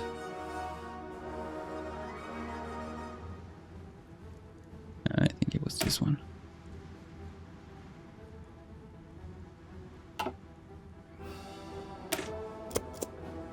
Yeah, it's gonna kill basically our economy entirely, so it's almost time for the war because our economy is now really, really struggling.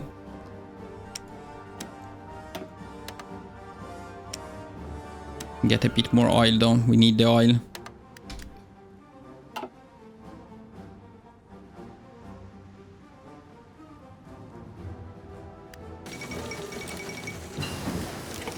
Oh damn. Weiter, weiter. We're destroying China, boys. Completely destroying China. Yeah, you know what? This doesn't make sense anymore, so I'm going to stop and bring back our divisions because capitulating China could affect the rest of the run. Why can I not go back? If we decide to continue for more step-by-step runs, guides here. So yeah, I'd prefer not to push China too much. And we already have all of the army experience, too much army experience, in fact. Zuhören. Very happy to see that our SPG's tanks are ready, so that's awesome. And the deficit, look at this, it's almost perfectly calculated. I think maybe we could have gone, we could have maybe done a 25 to medium tanks. Let me change that in the guide, I think 25. 25 is slightly better.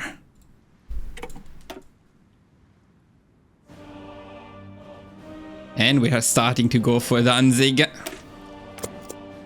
As the time is coming. Bereit. So now that these guys are trained, I also want to train the Navy. We're going to train the Navy as well. And we're going to add the field hospital to this template as soon as possible, which is right now. Now you can see that the organization is slightly getting better. This is thanks to the Doctrines, and the field hospital is going to improve the HP a little bit. The field hospital is also good for the experience, but here we are mainly using it to boost the HP. Having higher HP means overall suffering less from casualties, which is very beneficial because this is a super expensive template.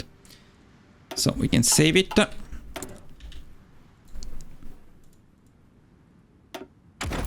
And we go for the logistics up to reduce the supply use, which is still one of the biggest issues with this template.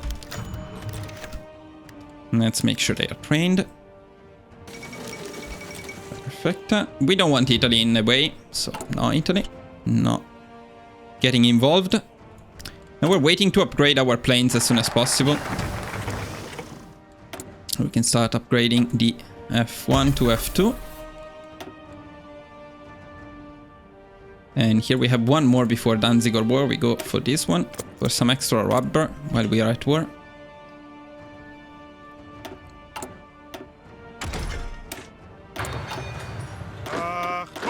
Make sure that everybody is doing good. Yeah. Okay. And looks like everything is absolutely perfect here.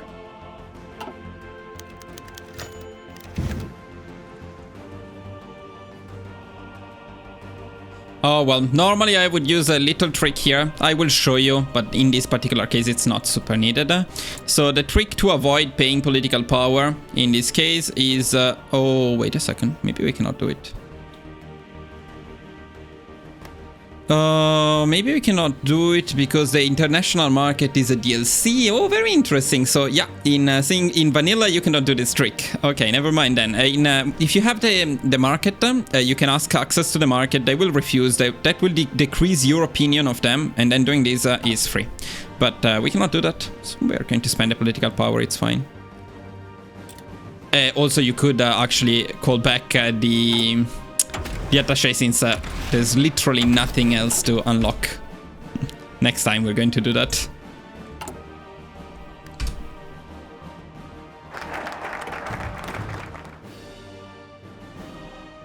And it is time for Danzig or war. It's time for the action.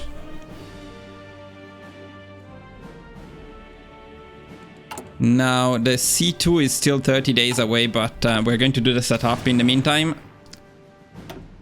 We have more planes to deploy. So, let's get ready for the war. And for the rest, we're going to set up these to build more military factories in the 100%.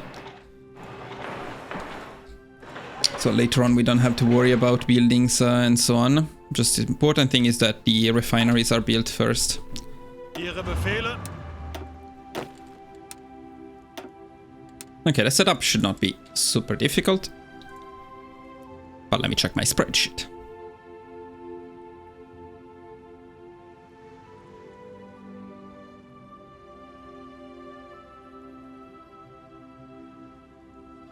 Now, the first thing, let me deploy the planes 1 second before we proceed. Okay, we got the planes deployed. Now, let's check where the naval bombers are. These are the naval bombers. We want the naval bombers on naval strike in here with like 200 also on patrol.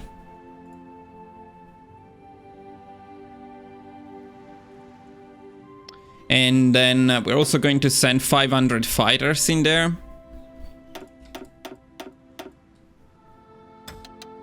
And set them here.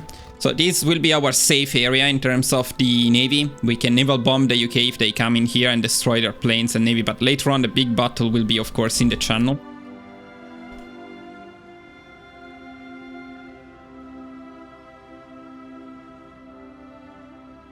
Then we're going to use another 600 fighters to defend Germany from the Allied bombardments.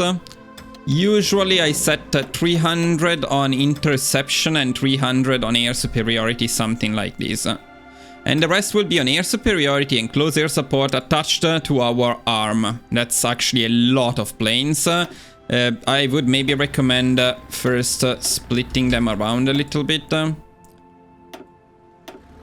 They will move automatically if you assign them to an army, like this. But it might not be immediate, you know.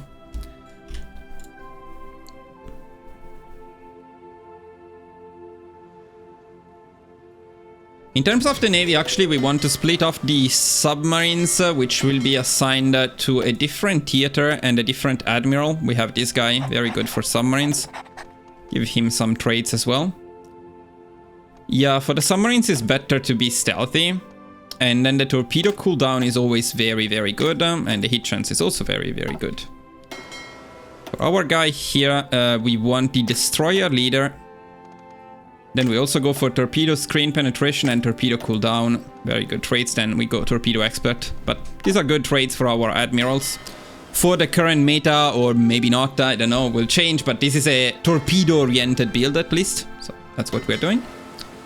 We're going to rearrange them a little bit better later.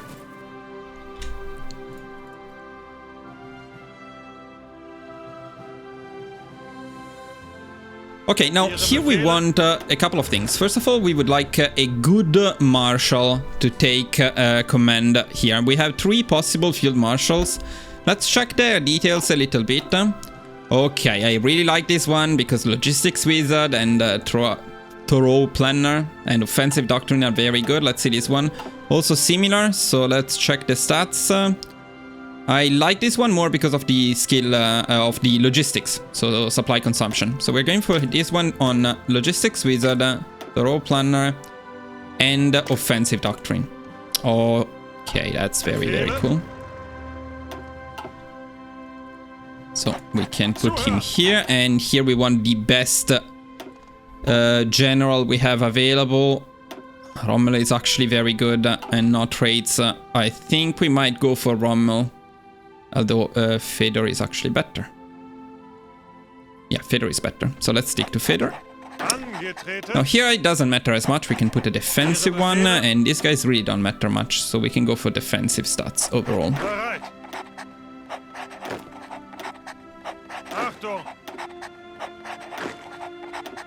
It's a bit sad to see Rommel using a defensive army, protecting some random border somewhere, but you know, it is what it is.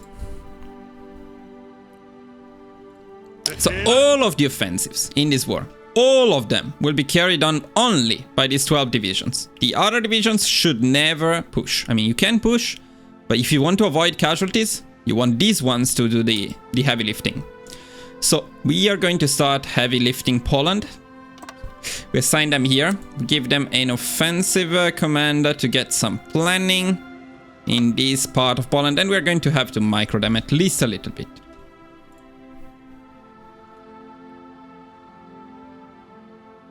Then these guys will be defending the border with Poland. Now this army will be reinforced once the volunteers come back, which will happen once we start the war. By the way, Paradox, if you're watching, give us an option to call back the volunteers. That doesn't make any sense that we cannot call them back.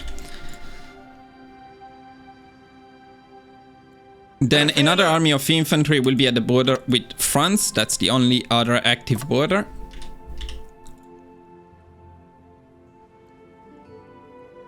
And another 24 info will be defending this border with Poland, but not pushing, only defending. And then we have the defensive armies. One will be supporting these guys, and the other one is entirely free. You can set it here as well, or we're actually going to do that. We can set them on naval invasion defense in this area just in case. Then we want to make sure the motorization priority on the Marshal, both Marshals, is the highest. We should be able to afford that, no problem. This way we'll not suffer any attrition or any unneeded attrition, unnecessary attrition. He should not have forgotten anything, I believe.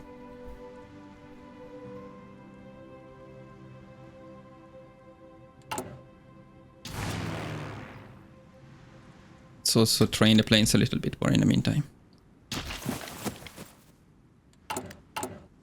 And we're almost there. Engineer company just in time.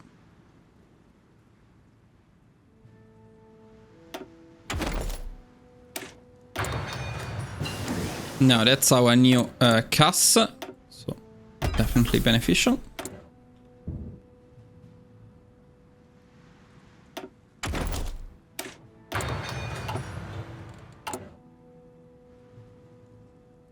And as you can see, we actually have an abundance of tanks and SPGs. In terms of equipment, we're doing really well.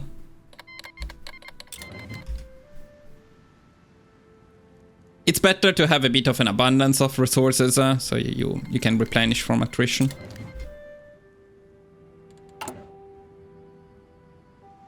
And boys, it is time for action.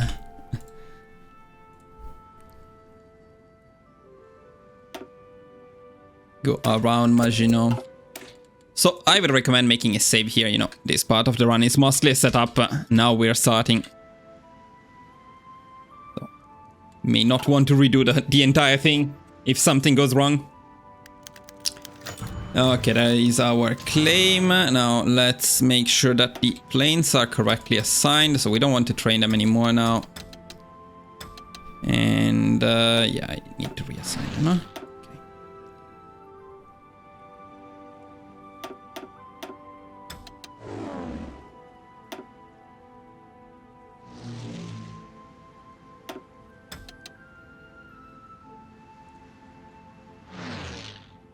Okay, that's perfect.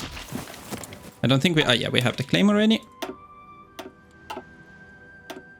So we can start this offensive and we can declare war on Poland. As we declare war on Poland, we can do a couple of things.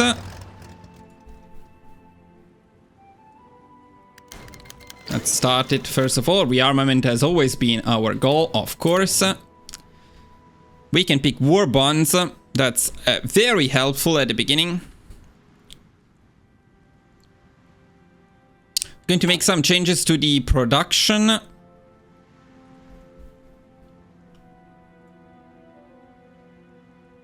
Bringing artillery to 3. The C2, if I can find it. The C2 to 10.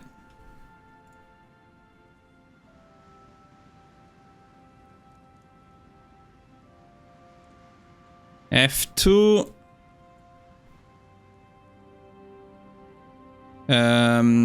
T1 and S1 all to 20.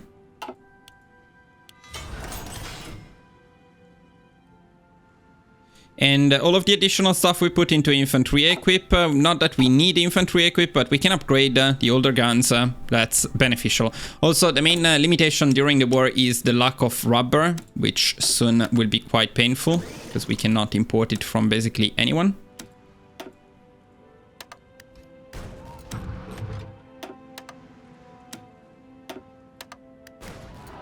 Yeah. So that's why we cannot do much more than that. Now let's slow down the speed a little bit because you don't want to miss this. This is actually quite fun to see. And we're also going to start a campaign against Poland. This is a special thing for Germany. And as you can see, it's pretty good. It gives us a extra attack and breakthrough, which is very beneficial. But anyway, let's take a last look at the template now that we are starting the offensive. The organization is still a bit on the low side. Ideally, you would want it to be between 30 and 40 on an armored template like this one. But I mean, you can judge for yourself in terms of effectiveness. Let's also micro them slightly. Again, this is a beginner guide. I don't want to do anything crazy, but it's useful to tell, you know, especially newer players, how to manage offensives. This is an easy one, but you always want to aim for these supply hubs. You click on the supply map mod here. You see the supply hubs and you see the railways, and they're both very, very, very important. So you want to take supply hubs and you want to have railways to connect them to your units and to your supply hubs. And you can see it takes a few days to connect the supply hubs. In this case, in fact, it's 10 days before this one becomes active, which is why sometimes you run out of supplies and you need to stop your offensives and reassess. It's not the case against Poland because it's overall a supply-rich region. But against the Soviet Union, for example, that's the key. Also, we want to pick the Reich Minister of Economy now because we don't have the other dude anymore. So let's pick this guy.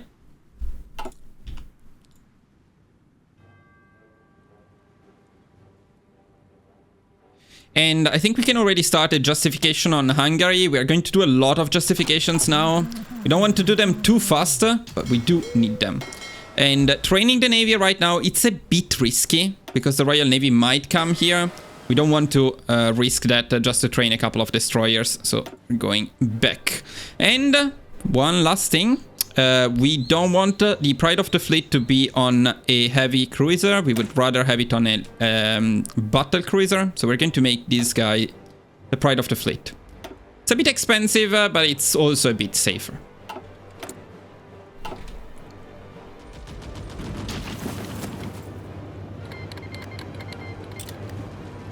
Poland train the allies.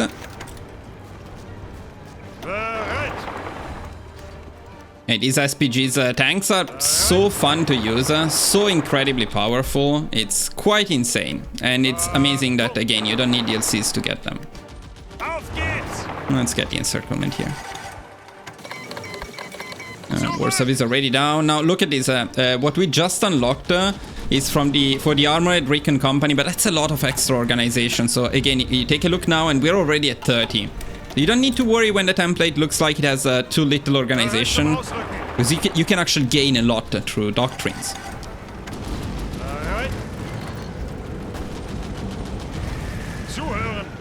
Now in here we want to take Danzig and this area here. We're going to push here. Let's take a look at the air. Air is doing great here. Not so great here, but that's okay. not going to be a problem for much longer. Achtung!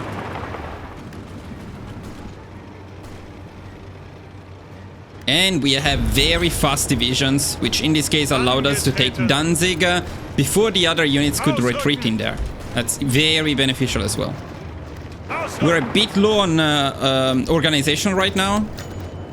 Okay, now we can remove the attaché, we don't need it anymore. Auf geht's! And we can make more torpedo destroyers. Greift weiter an!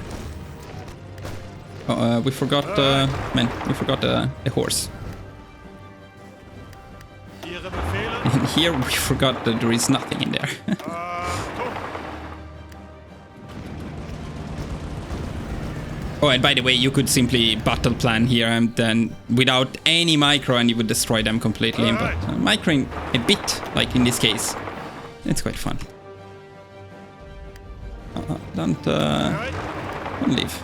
There's still some units there. Okay, I think Poland will fall very, very soon. Look at our casualties, boys. 600 casualties and Poland is already down. So we finish Poland with 700 casualties on our side. And we already got the claim on Hungary also. A very, very quick claim. We can move on to Hungary, take them down very quickly before we take care of France. Ihre Befehle! By the way, the volunteers are not even back yet. That's very fun. Ihre Befehle! Now, I don't think we'll suffer any naval invasion issues, so we can use this army at the border with Romania here. That's mostly for later. Befehle! And we can send this army at the border with Hungary. We can send this army here at the border with the Netherlands. Achtung! This other army can also be here. Achtung! Let's make sure we're using the railways.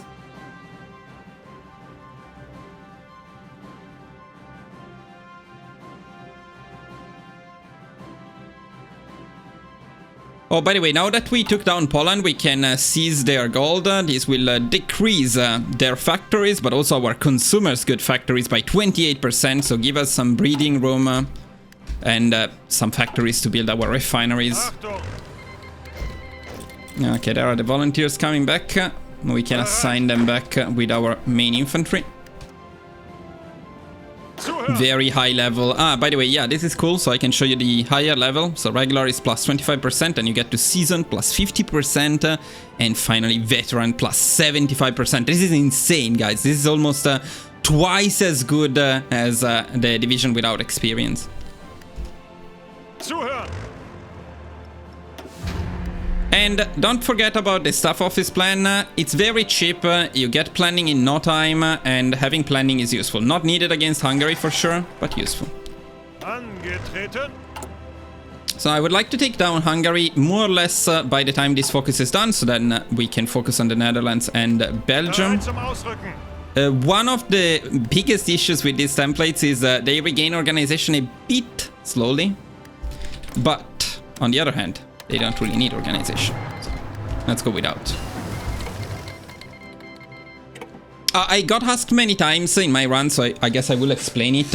As Germany, of course, historically, Hungary would join the Axis, Romania would join the Axis, Bulgaria would join the Axis. In this case, we're going to invade all of them. Why are we doing that? Why are we not just taking them peacefully? Well, because it's much better to take them militarily than having them as allies. First of all, I don't want anyone in here, so I want 100% of the score. Italy is going to steal some, but in principle, I want 100% of the score. And then if you defeat them during the war in the peace conference, you can puppet them, which means you take their resources, their industry. They are not allies, they're puppets. Puppets are better than allies.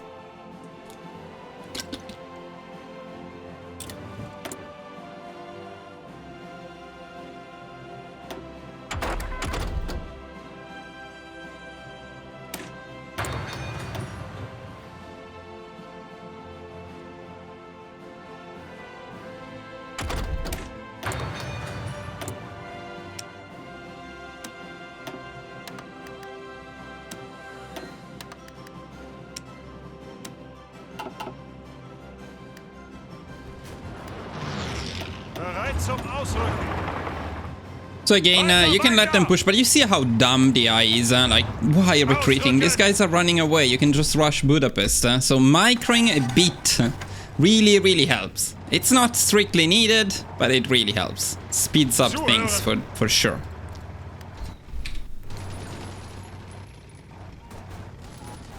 Budapest is down. This is down. Orban just lost the elections. And Hungary is going to lose everything as a consequence. Okay, done. Now we can move on to the next target, which is going to be the Netherlands, Belgium, Luxembourg, and France, more or less all at the same time. Let's move there.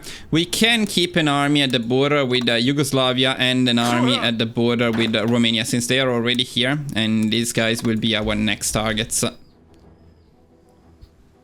Befehle. Forgot if we could take the Hungarian gold or not. Let me check.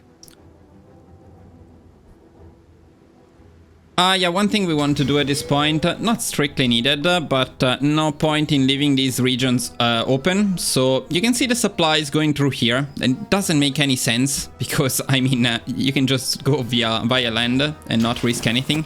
The UK might have some submarines attempting to raid us. By the way, let's check if something happened in here. So we lost nothing. We lost one convoy. And we destroyed some submarines, but that's mostly because submarines are still very, very bad. So they get disintegrated by naval bombers. The real fight is going to start next when we get to France and we start fighting in the channel. Okay, now we got our claims on the Benelux.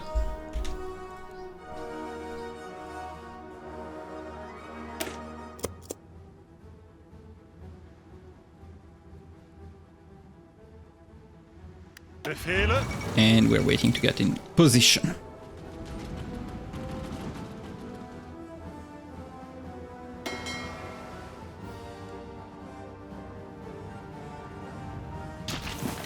Bereit zum Ausrücken.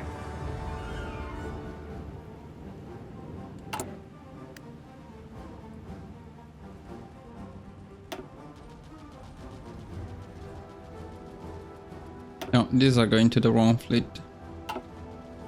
Let me check. Yeah.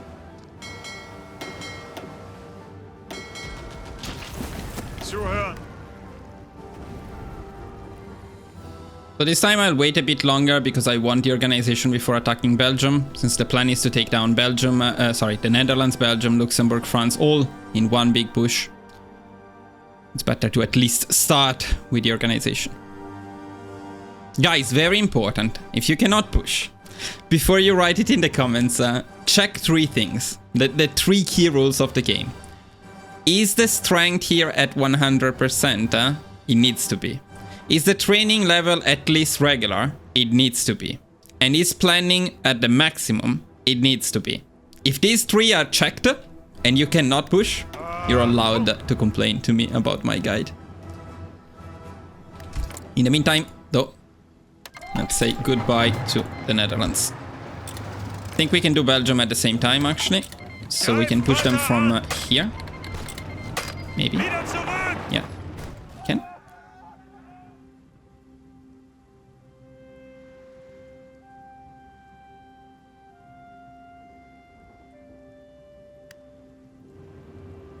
So these people will just disappear, as they did historically, so this part is not... But push them, come on. This part is pretty historical. Bye, Netherlands. We're playing at speed 3, but it really feels like playing at speed 4.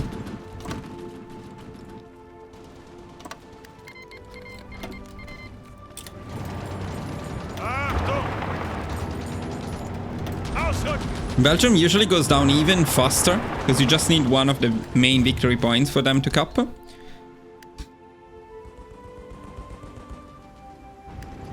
Okay, we can take Luxembourg as well, because we are here.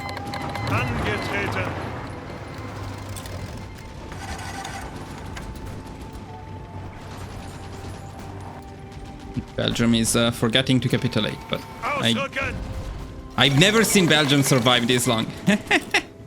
Like 3 days. That's insane. Now France. France must be a challenge.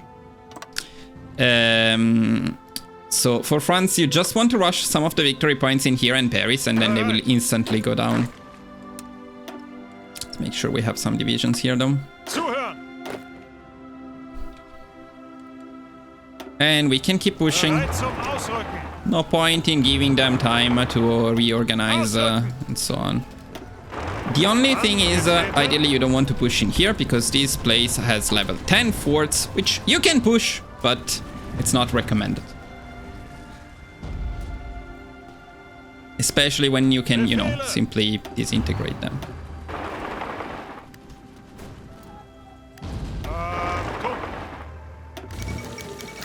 And we already get to Vichy France. I forgot if we're making Vichy France or not. Hopefully I wrote it. I think I didn't write it.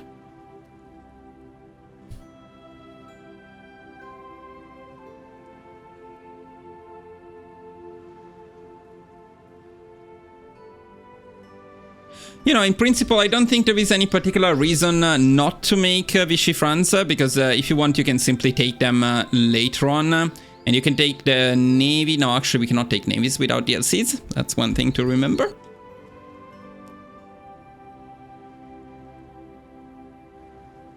Oh well, then no Vichy France.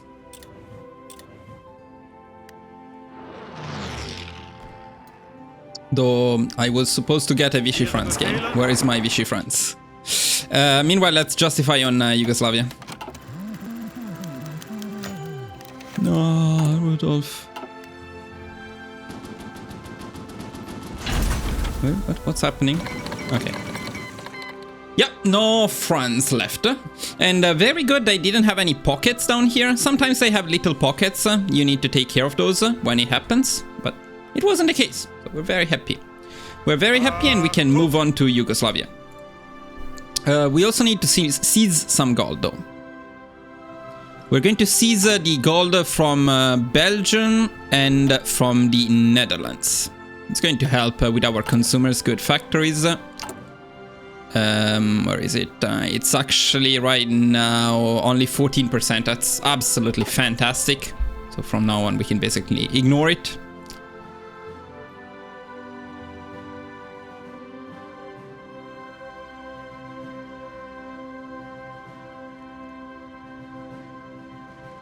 Okay, so now we need to be a little bit careful, because the primary goal will be to push Yugoslavia. And that's cool and all, but... so to push Yugoslavia, we can go from here. Yugoslavia can be a bit of a pain in the ass because it's a bit big. And supplies are often a problem.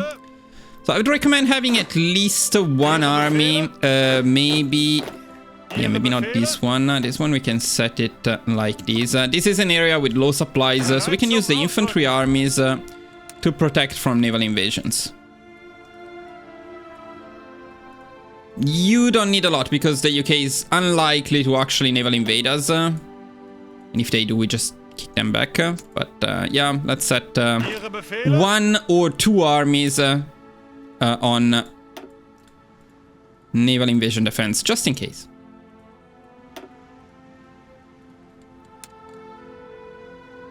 Where is this one? This one is there, this one is there, this one is there. Okay, that's perfect. And this one is going to push there. But the most important thing at this point, in this part of the run, is to harass the UK, the Royal Navy, and especially their fighters in the English Channel. So we want to move everything we have in here. Let's start with these guys, put them in here. But then we are going to take a lot of fighters. We don't need all of these fighters. So maybe half of these fighters, move them here.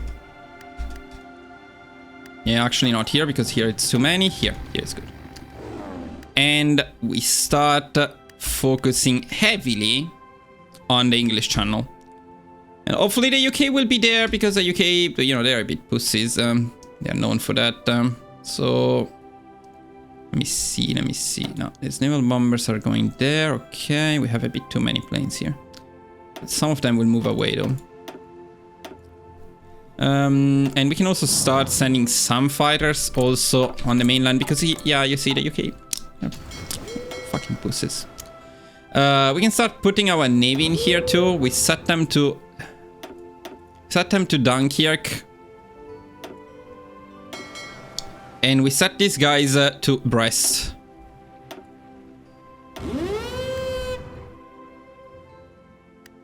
Now, if you want to engage in naval combat, you can do it now. It's a bit risky. It's up to you. It's mostly for fun, because the primary goal is just to get dominance. Engaging in naval battles right now, it's risky. This is not really a big fleet. Now, we don't have enough destroyers yet. So, yeah, I would advise against engaging the Royal Navy right now.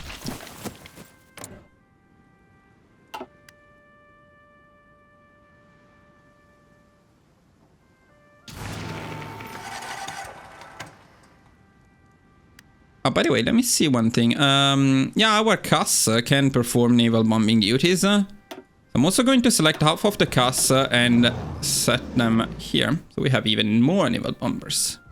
How about that? It's okay to have some convoys going through here, so at least the UK will appear and hopefully get destroyed.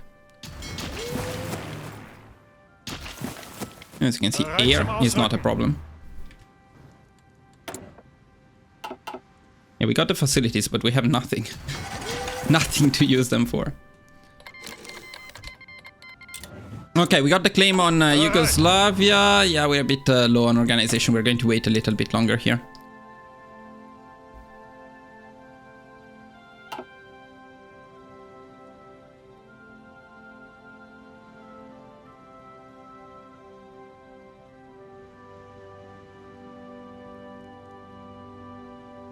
Though we also want claims on Bulgaria and Greece, so we can start with Bulgaria right away. By the way, the claims take only 10 days because we are fascists, because we are at war with a major, but also because we have this advisor. This advisor is very good. Our good old Joachim von Ribbentrop gives us a justify war goal time minus 15%, which makes it exactly 15 days. That's very cool. Look at the mess in here. So in here we are losing planes, but hopefully destroying some navies and especially scaring the UK.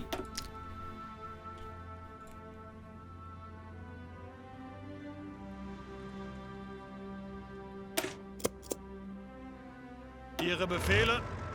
Okay, I think we can go. We lack supplies anyways. So we're going to declare on Yugoslavia. Since Yugoslavia is a bit annoying, actually going to pick the operation thing, if I can find it, if I can get it, maybe. We don't get it. Okay, civil war is a bit annoying. So this doesn't always happen, but it sometimes happens, and you don't really want it. Slightly faster to... Okay, now let me cancel Bulgaria then. Let's get this one out of the way, because otherwise it's annoying. Angetreten. And we can start Bulgaria at the same time. It's only 15 days. Important thing is we get Yugoslavia first.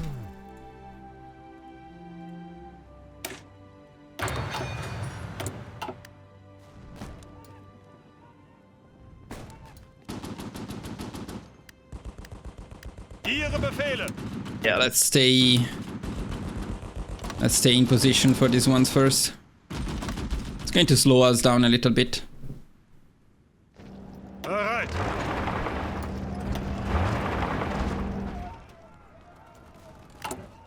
Can I maybe get the planning? Okay, nice.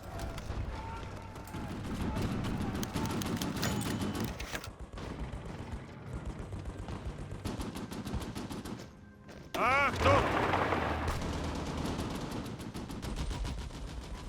It's usually more beneficial not to push to the border with Romania. Now here we're going to take some casualties. It's a bit sad, but unfortunately, well, no, so far it's very, very good. But Romania here is going to cause us some damage.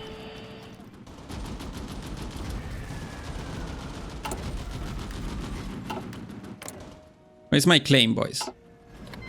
Where is my claim? Come on. Don't waste my time. And don't push there.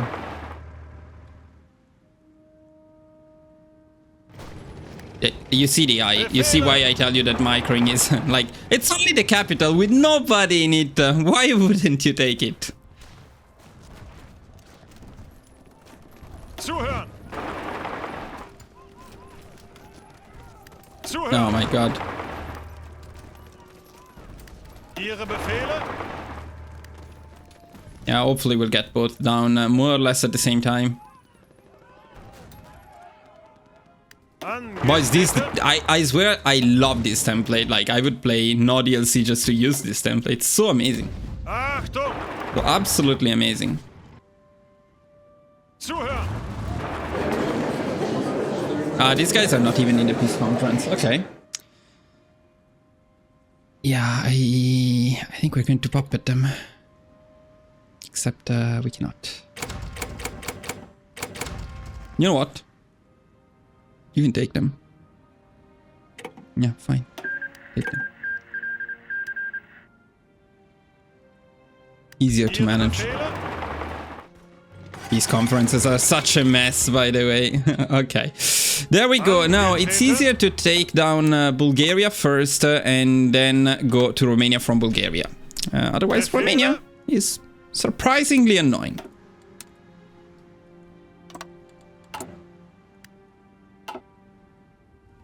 Befehle. Oh, one thing. You can click here to use railways and redeploy them faster. That completely uses all of the organization. So sometimes, if you're not too far, since these are fast divisions, it's better not to use railways. So they will actually regain a little bit of organization as they move to the front. I'm a little curious to see the situation in the channel, especially if we manage to destroy some of their navy or boats. Yeah, see, not too bad. Not too bad. We destroyed especially submarines because Paradox ruined them, so yeah, not really effective against the rest of the fleet, but guess they will not be having submarines at least.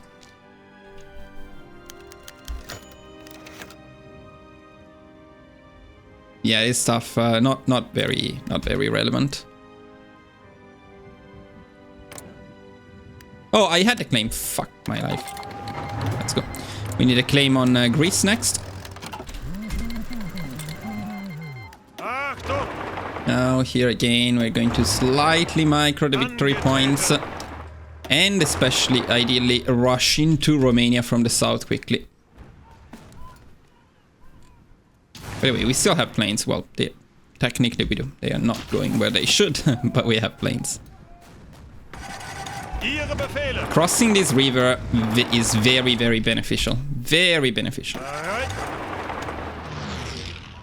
And there you just saw 2 divisions being outrun by our fast tanks. That's also very beneficial. We have a bit low supplies here.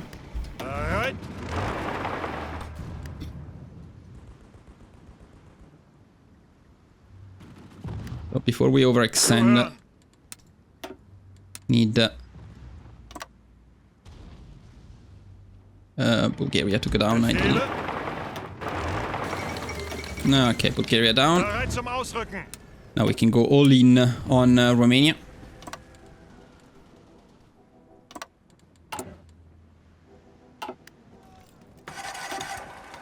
I mean, it's a bit stupid that the planning is still ongoing against Yugoslavia, which is dead, so I cannot do another one, but okay. Now here there are mountains which can be annoying. The goal is to reach Cluj. That's usually required to capitulate them. You can see how we're completely disintegrating them in the south, in the plains. But getting to Cluj can be tricky at times. See, like there, we lost the battle.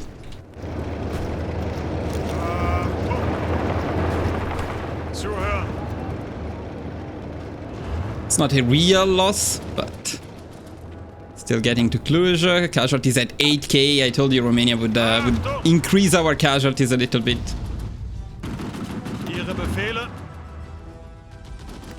Now, we got the claim on Greece. We are not ready yet, but we can start claiming Iraq, Iran, and Saudi Arabia. These guys, we are just going to tug, meaning we justify, declare war on them. They will join the allies. We don't invade them, but they will be part of the peace conference. That's a strategy you can use for almost any country in the world that is not communist or fascist.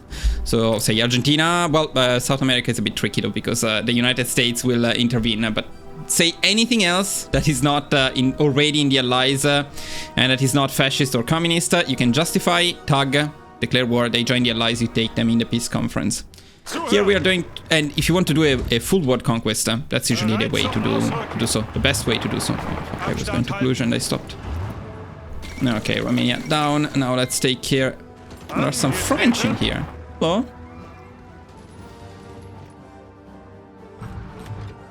Look at this French. Yeah, take care of Greece.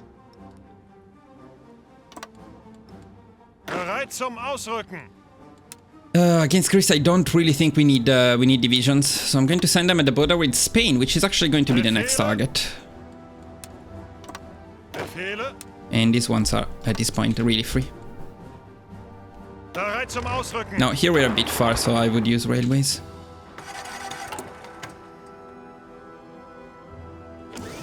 And all of these we're doing with 100% stability and war support, which is fantastic. Zum Ausrücken.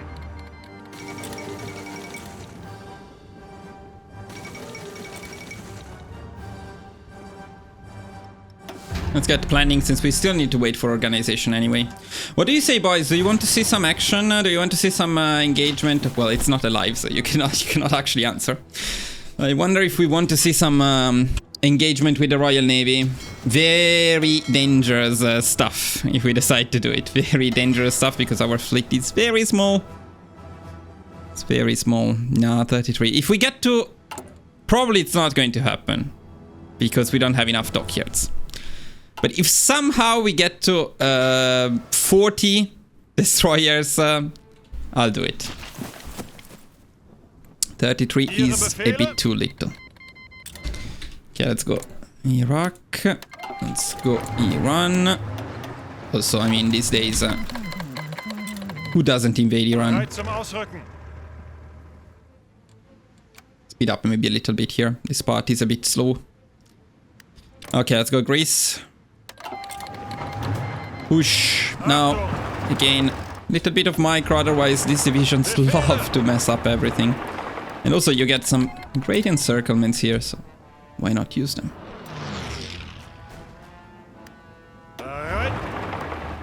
Look at this. Lovely. So many divisions dying. Such a brutal and sad things. Don't underestimate Greece, by the way. Sometimes takes forever to take them down, because you need all of the victory points on the mainland in order to cap them. Didn't I tell you to go there, though? I remember telling you specifically to go there. Okay, we got Iran. Let's get ourselves some Saudi Arabia.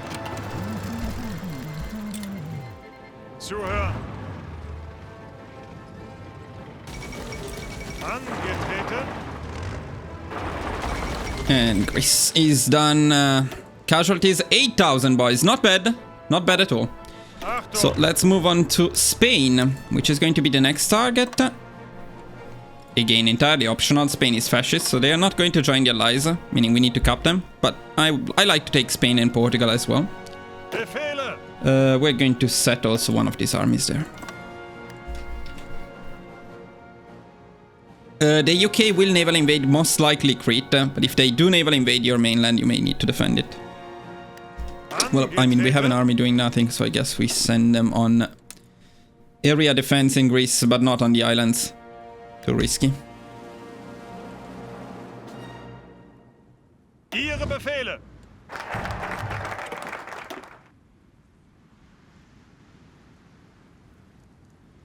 We're also going to get ourselves an Operation Sea Lion, since we're going for the UK soon. Oh, look at that. There are some fighters. The UK is fighting back. Let's see. So, despite using the regular fighters, we still have a trade of about 1 to 3. Which is not bad at all. Not bad at all. These guys here are no longer needed as well. So we can send them all here and we can set them all on air superiority. And that's Saudi Arabia for us. Now Spain.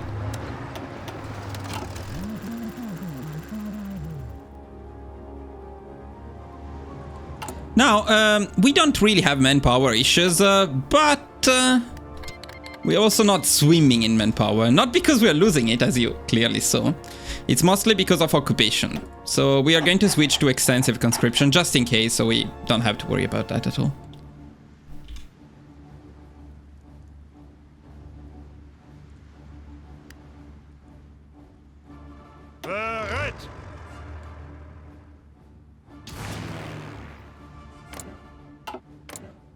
Yeah, sometimes they remove all of their planes, then they send them back. UK doing UK stuff.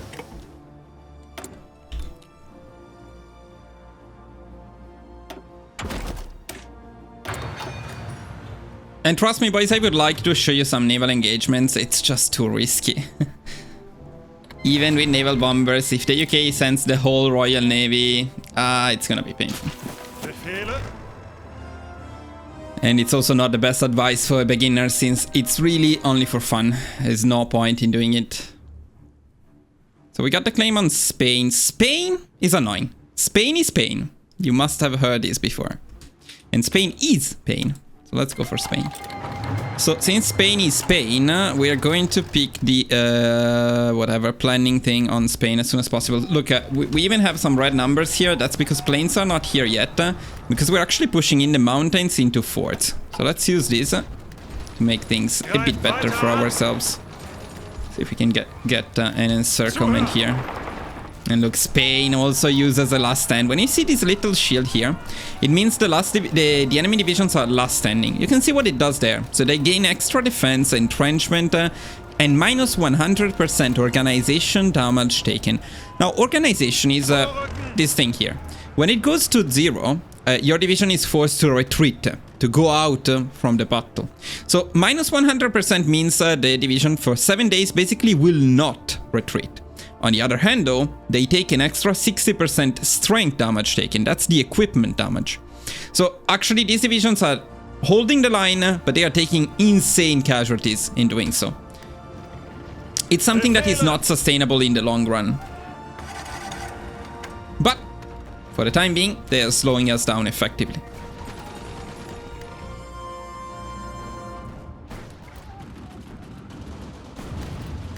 Though all of the divisions they had here will die. Ihre Befehle. Vorrücken. Now we shouldn't have stopped justifying. We want a claim on Portugal.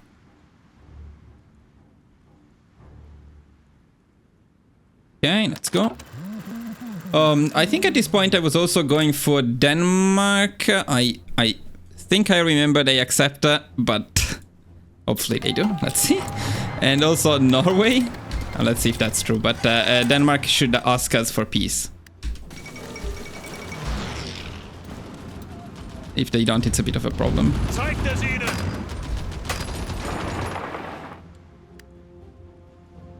It should be fine. I will do it probably in a second. They always do it with DLCs, but I wasn't entirely sure about no DLC, or maybe they don't do it.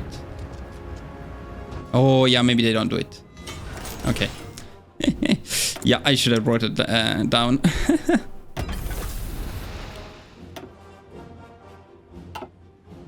Okay, we're going to go there quickly. Take care of them in a second. Let me write it down on the spreadsheet.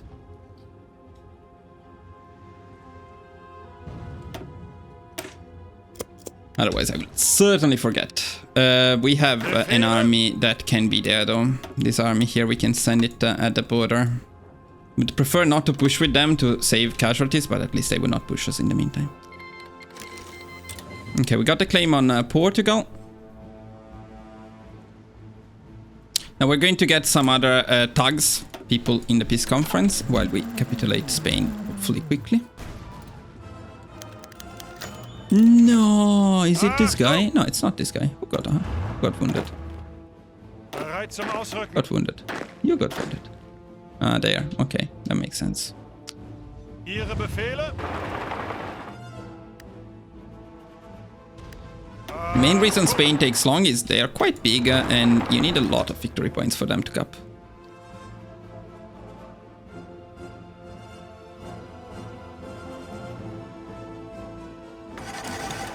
Bereit. Ausrücken. Don't stop before I tell you to. Oh, okay, there we go. Spain done.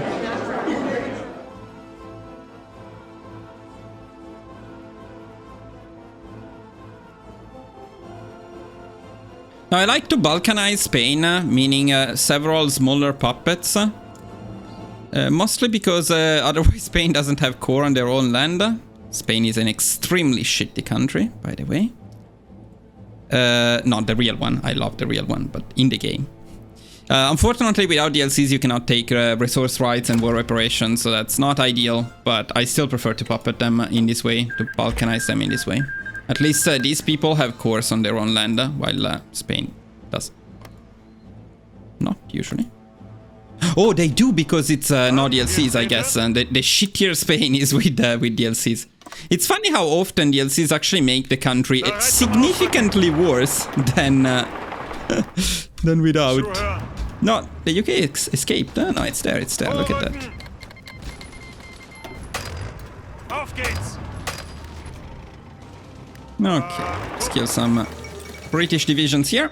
Awesome. Tag Ireland.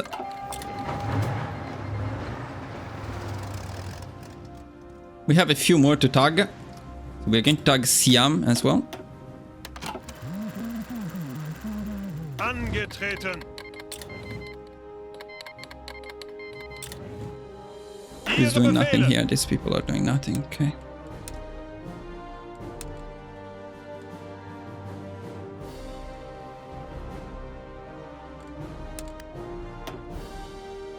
Zuhören.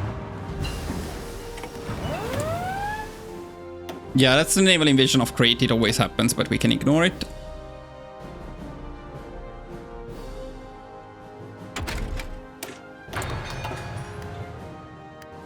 The research priority that you're seeing now, it's a lot less strict than before. So you don't need to worry. Now we need to call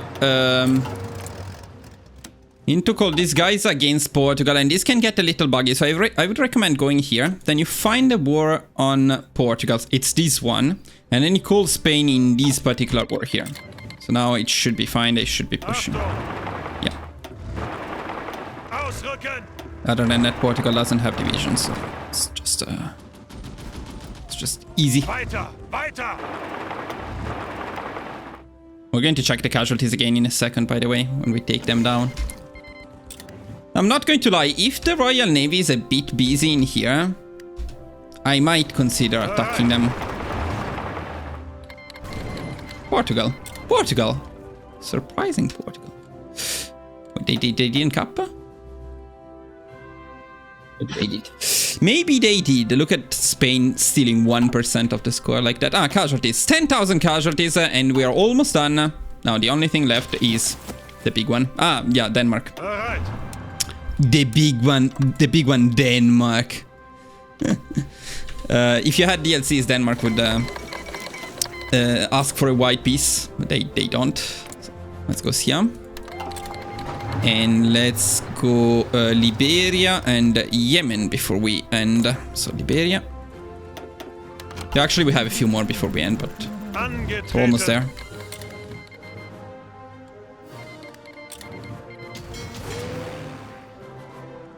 So, what do you say, boys? Do we try an engagement? Yeah, let's do it. But I'll make a save. It's too risky not to make a save.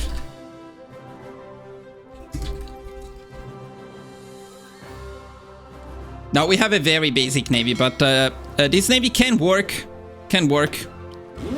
if we are careful enough. So let's try something like this and see.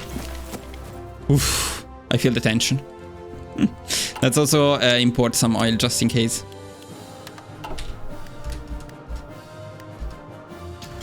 So one thing that will happen is we'll get dominance in here very, very quickly, and that's all you need for a naval invasion. So we could trigger the naval invasion right now, but maybe we want to engage the UK at least once, see what happens. It's scary. It's very scary.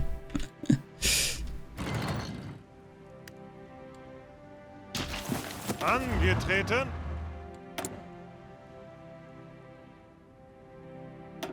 I'm going to change something here because actually I think it's a good idea to get naval bombers.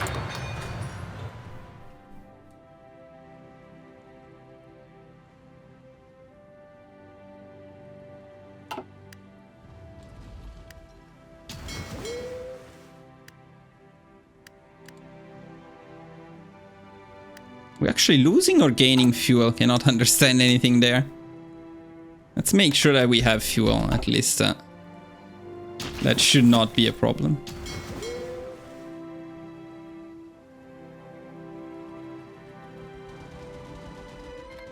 Oh, there is the Royal Navy.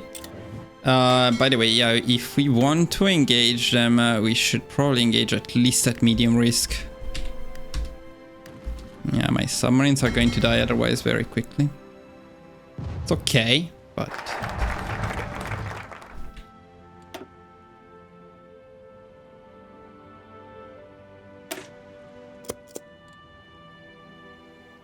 Befehle.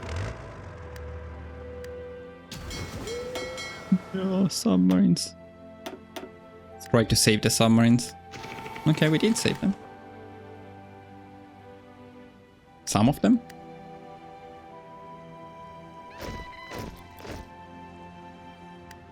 It was no but. Okay, Denmark, sorry. I forgot that you... So this is a bit of a sad scenario. Yeah, I forgot that you need to be invaded without the DLC. So I apologize. Achtung. Did I forget the claim? Most slightly, huh? Yeah. Yemen.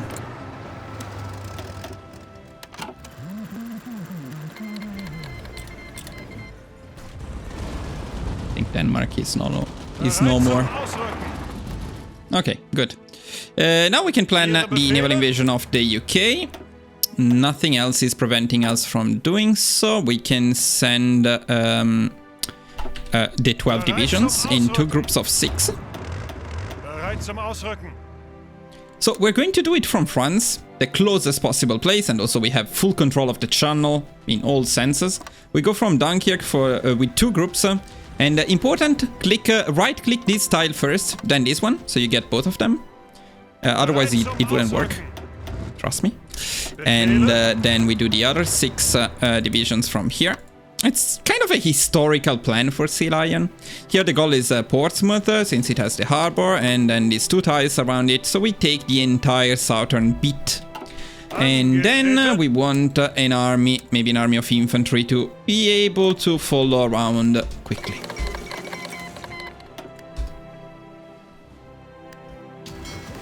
Did we ever have an engagement, or only that one with submarines? Looks like only that one with submarines. But it does seem like I lost more submarines at some point. Oh no, it's this one. Okay, no, it's fine. Now let's add Denmark to our protected territories here.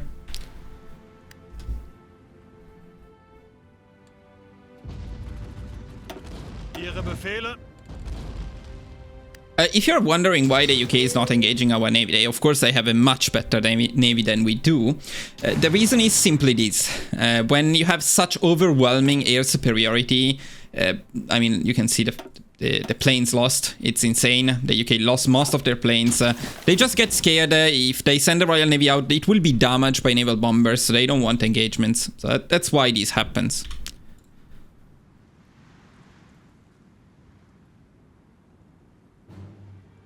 So before we end, we're almost at the end of this amazing run and very successful one. We have the most difficult part, which is invading the UK. But before we end, we also want to tag a few more countries. And that's going to be Argentina, Chile, Brazil, and Mexico. The problem with these ones is they are in the Americas, and the United States will intervene. I'll show you what happens in a little bit as soon as we finish our claim on Yemen. Yeah, in 1 day. So right now. So let's start with Argentina, and I will show you how it works. We can maybe do them 2 at a time. It's slightly faster. So we do Argentina and Brazil. And then we do Chile and Mexico at the same time. And we have some time because we need to wait 50 days for the naval invasion to be ready. Meanwhile, we can see if the UK gets brave. Yep. Damn, I want fuel. Can get some... Why, Iran, why don't you give me fuel? We have problems with fuel. What is fuel from the Soviet Union? You don't want to buy fuel from the US. It's overpriced. Where is my fuel? Are we sanctioning this? Are we sanctioning Russia here, boys? They haven't done anything to Ukraine yet. Okay, let's buy overpriced American fuel. It's fun. So the UK will raid the convoys of the US. Maybe we can get it through. If we can get it through, I'll buy a bit more. I'd like that to be full. Oh, there is an engagement. They engaged us with 1 light cruiser and 2 destroyers. Scary stuff. It's worth mentioning, by the way, guys, that if you want to play it safe, you would not do this until you're ready to trigger the naval invasion. And when the naval invasion is ready, you set the navy. So you reduce the amount of time your navy needs to be here. But, I mean, the control ratio is quite fun. Okay, we got Argentina. Let's declare war on Argentina immediately.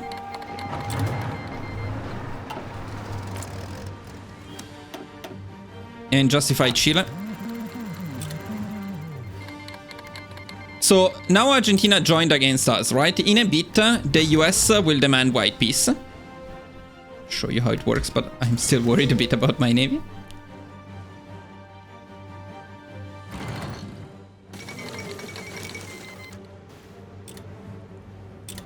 Okay, meanwhile, we can go for Brazil. And we can justify Mexico.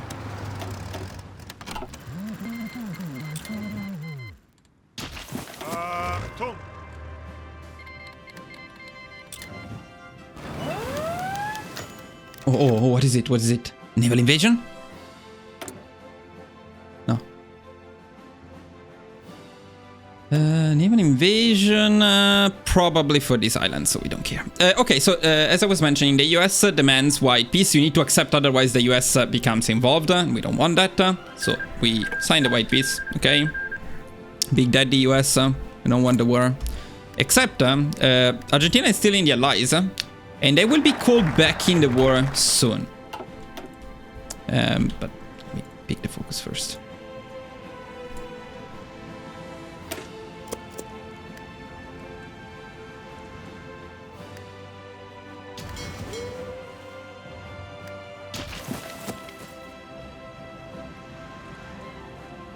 You can check, by the way, as long as they are in the Allies, even though they have a truce, somebody should call them back. Yeah, there we go. Brazil called Argentina back into the war, so now they are back at war with us, and this time the US cannot enforce peace. So that's it. Now they are going to enforce peace with Brazil, but the same thing is going to happen. Somebody else is going to call them back into the war. So you can do all of the South American countries this way, except for the fascist ones. However, since this is not particularly fun, we're just going to do a couple while we wait for the naval invasion to be ready. And then we just go. So this is simply because we have some time to kill.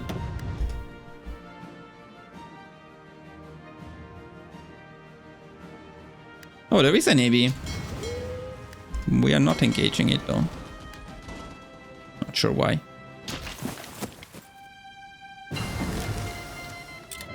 Okay, we got Mexico as well. And now we're done with claims. Now we're going to upgrade our tank. Spanish divisions that we don't need. And yeah, in a bit we're going to trigger this.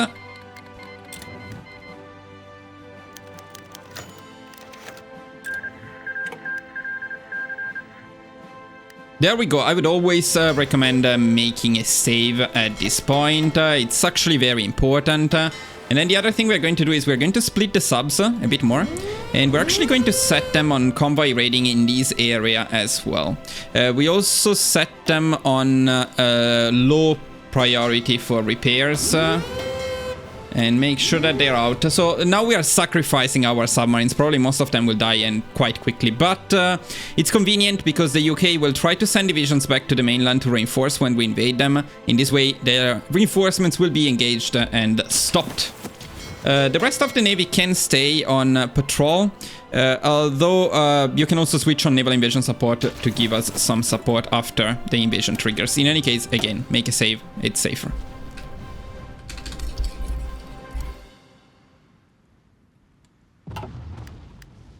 You can see them triggering. Okay, now they started. Now this is when you can set the Navy on naval invasion support. This will ensure they get some shore bombardment bonus if needed. May not even be needed. Seems like there is nobody here. I'm sorry, boys. I'm sorry because people always say like the UK has nobody when you invade them, and yeah, now they have nobody. But it's just because of the timing. You know, we're doing these very much on time. We kick their ass the whole run, and we have been convoy raiding them, which really messes them up. Either way, now we can plan the offensive. Then we can send one infantry army in there, and we can make sure that at least some planes. Now I mean, this CAS should be here probably. And the Navy, we're going to set it back on patrol in here because we need the supplies to go through. Also, we don't want to waste any time after disembarking. Just go. Whether they have divisions or not, you don't want to waste time. Just keep going. Now, we will need Mexico to rejoin. See, they have the divisions. They're all in London, which is very, very smart. If you can keep them stuck in there for a bit longer, they will stay in London forever, which is cool. Yeah, those divisions are never going to leave London. It'd be fun to know how many of those divisions are there, but that's certainly a lot. To stop these tanks for more than like 1 hour, they must be a lot. I heard sound of a navy being engaged. It was not the case. Oh, no, that harbor is not cool. Kill them, kill them. Oh, that's a lot. You can see the hats jumping. That's a lot of divisions. Casualties? 13k. 13k. The UK 526, and most of them must be right now. Right now. So let's get ready to cap the UK to end this awesome, very easy run. I mean, I chose this run for beginners because it's an easy one. But I also find it to be quite fun.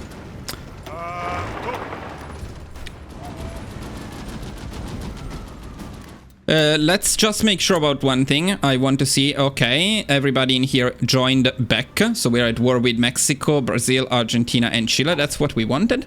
Now, before ending the war, I would also justify on Italy. Not needed, of course, but, you know, our dear friend Mussolini can go down easily. Why not taking him too? And if we justify while we're still at war, it's a bit better because it's much faster, the justification. And boys, I think we're almost done here. Like, very much almost done.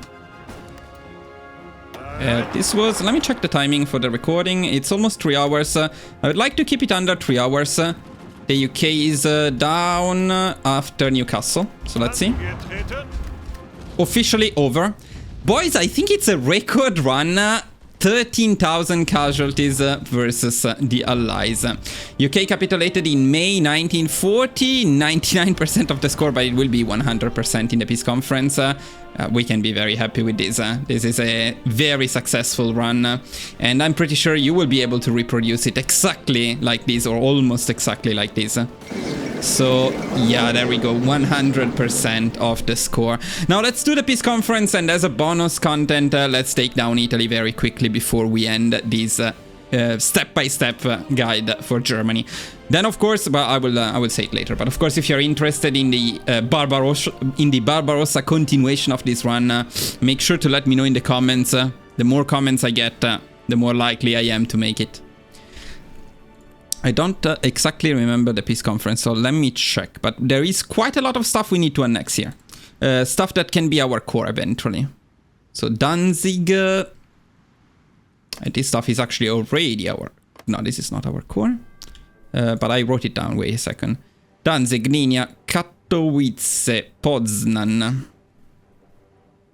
Poznan? Katowice? Yeah, I'm sorry about the terrible pronunciation to everybody. South Jutland, North Slovenia. South Jutland? Isn't it here? Well, North Slovenia. I think it's this one. Then Alsace and Lorraine, Luxembourg. Switzerland, we didn't take it. So.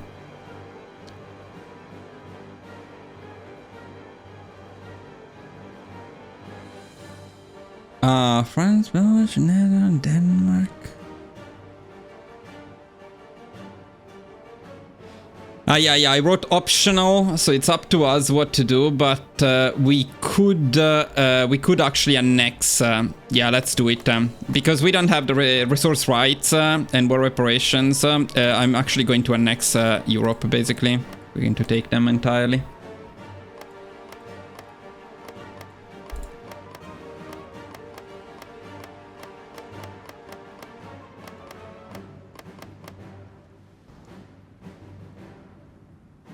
At least this part here.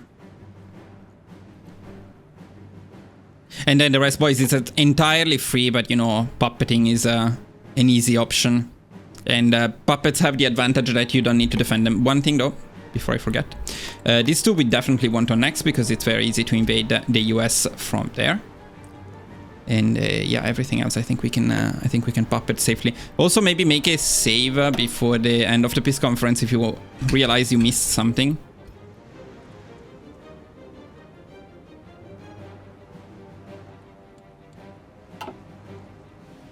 You can reload that instead of doing the entire runaway again. You know, it is better. If we puppet Poland, by the way, the Soviet Union will attack us, which is okay. But if you want to avoid that, you know, annexing Poland is not a bad idea.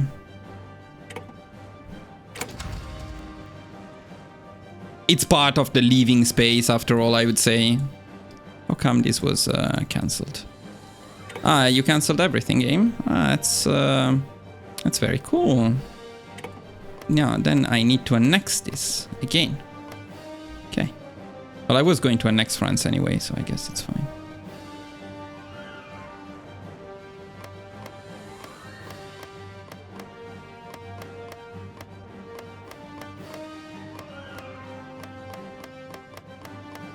Since this is a one-man peace conference, we have all of... Oh my god! I hate this stupid game. We can pass the turn as many times as we want without consequences. So it's probably a bit better to do it this way now, because I don't want this shit in Africa. So did it cancel my Canada annexation too? Yeah, it did. That's great.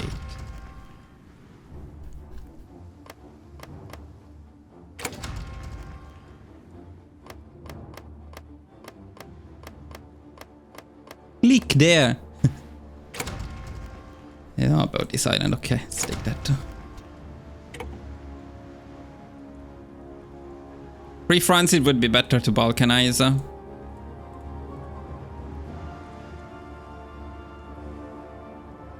Yugoslavia is also always better to balkanize, otherwise they cause issues.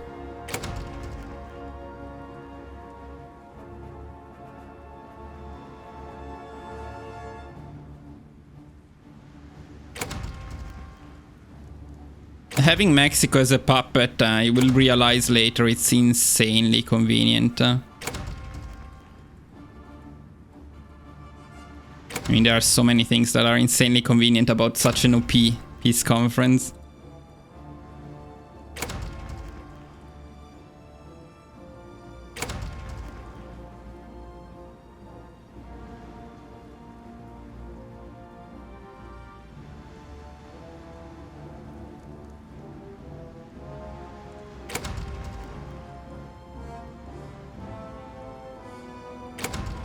Puppeting Chile so they don't cause a mess later on in the run. Very convenient too.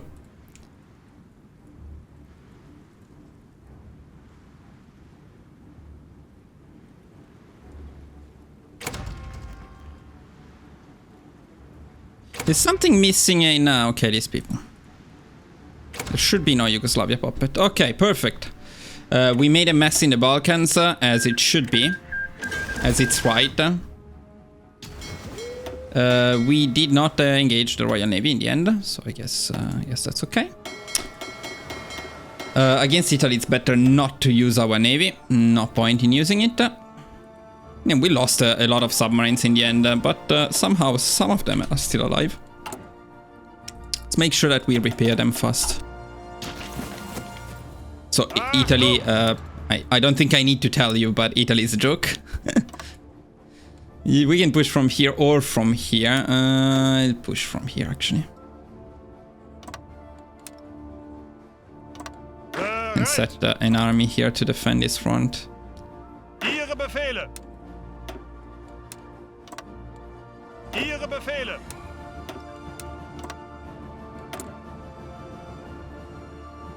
I think we can increase a bit the production, especially of naval bombers, but it's not like we need anything. We are too powerful right now. Is there anything we need? No.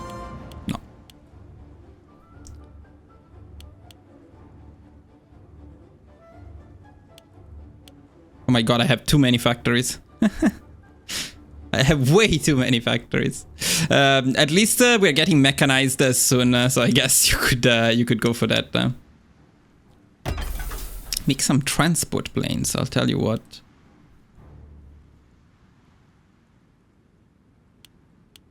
How did we get so many factories? Yeah, that's a problem. Now, you don't have resource rights from...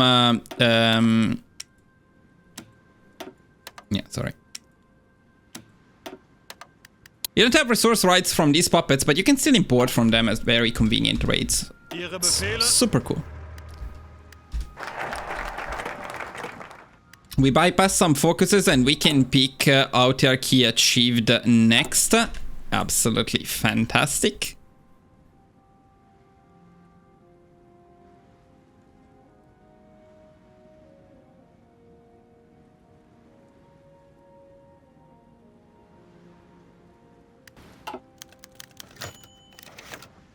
Yeah, I don't think that makes any sense at this point. And yeah, now we can easily go for autarky achieved and get rid of the consumers good factories problem forever. Can also go back to, well, deploying all planes, I guess. It's a lot of planes. Yeah, guess we'll have the planes when we invade Italy. We got the claim, we're just not in position yet.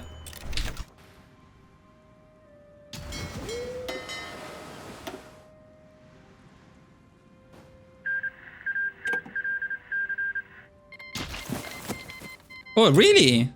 Yeah, I didn't know Italy would do that. They don't usually do that. They must have gotten broken somehow. Oh, interesting. Switzerland doesn't have insanely long claim time. That's actually cool. We're going to take Switzerland too then. Why not? After it. Angetreten. Achtung.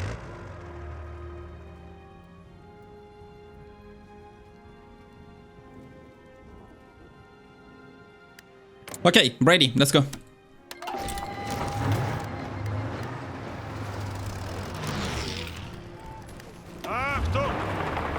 I suggest rushing Venezia fast. No, Fedor, come on, how can you get injured?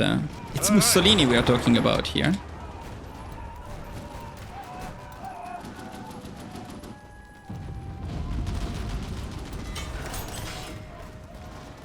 Ihre Befehle?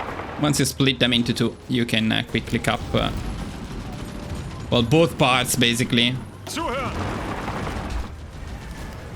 Ihre Befehle? Since I don't want neither them nor Switzerland to take any war score, I'll try to cap them fast. No, Switzerland, stay away from my Italy. Bereit! Cut them off. Achtung!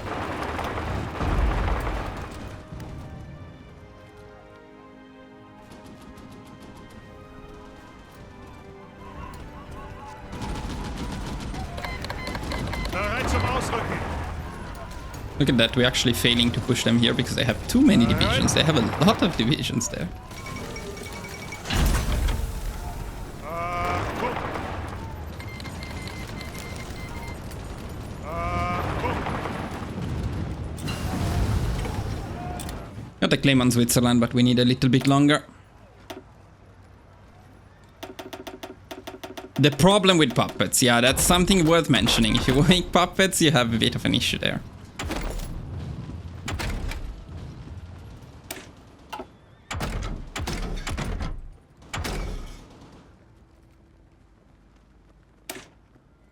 We don't need that here.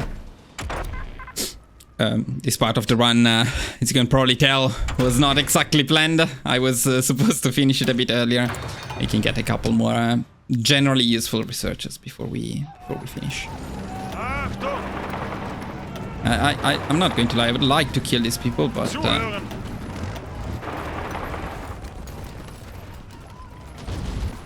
okay, that's so many divisions here, so it's fun. Weiter! Weiter! Greift weiter an! Look at that. Wow, Italy. That's crazy. Befehle? What are your casualties? Wow. 500,000 already, and yeah, they're going down incredibly fast. Where are they going? They should have the Civil War soon. Unless that's related to a DLC, but I don't think so. No, that's it. That's the Civil War. They are my puppet. Now, do we transfer or do we keep the territory? I'm not entirely sure, but I guess we keep it. Worst case scenario, we give it to them. Yeah. That's another good peace conference for us. Yeah, I think I prefer to, if anything, keep them as a puppet, which I think we're going to do. Albania, Libya, we can get like these. Yeah, true, we cannot get them as a puppet because... well, we can Balkanize Italy and do ugly things to my country. Yes. Yes, do ugly things to my country. Dodecaneso, you can keep it. Doing very ugly things to my country. Look at this. German Italy with this color. I've never seen it. It's very cool. I'm going to be here no, when you watch this video, I will be here. Then I will be here. But before that, let's take care of Switzerland. I'm actually curious to see if Switzerland is a giant pain in the ass even without DLCs. I've never done it without DLCs. And with DLCs, they have an insane army. I feel like they shouldn't have such a big army, but let's see. Achtung!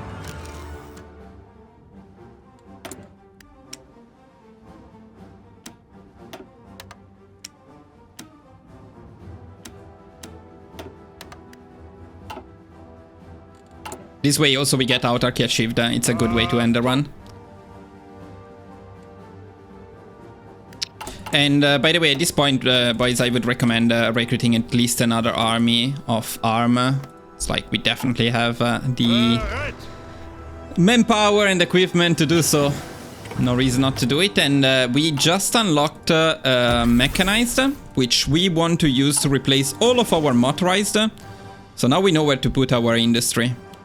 Decrease this stuff a little bit. Yeah, the rest I guess it's fine.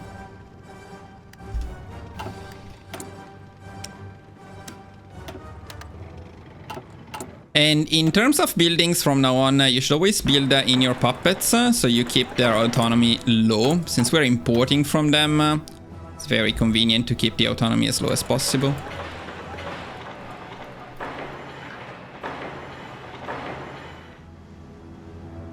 Especially the ones from which you're importing the most. Should keep an eye on them. Build there.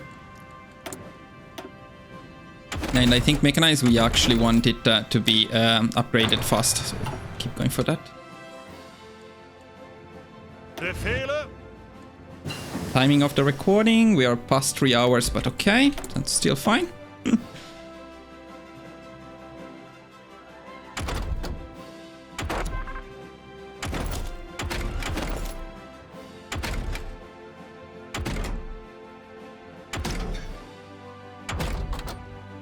Well, you know, you can never go wrong with industry. Befehle? Okay, we're ready. Let's go. Let's go. Let's see Switzerland. Are you stronger? You guys stronger? No, it looks like they have a lot less divisions than usual, actually. Oh yeah, it's much easier without... that's fun. Much easier without DLCs. By blood alone makes them OP then. I'm supposed to get a peace conference game. Just like... you know, okay. I think we can core part of it, so we're going to annex them. I don't know if we can take the decision already, but probably not. It's this one that gives us cores. Yeah, we need Leningrad, Moscow, Stalingrad, but when you go for Barbarossa, then you can core a lot of stuff in here. It's pretty cool. Zuhören! Boys, we are done. Look at that. Look at this timing. It's perfect. So let's wait for autarky achieved. And then we end this video and this run. At least for now. No, I think getting... yeah, we're already getting it, sorry. Getting guns, yes, okay.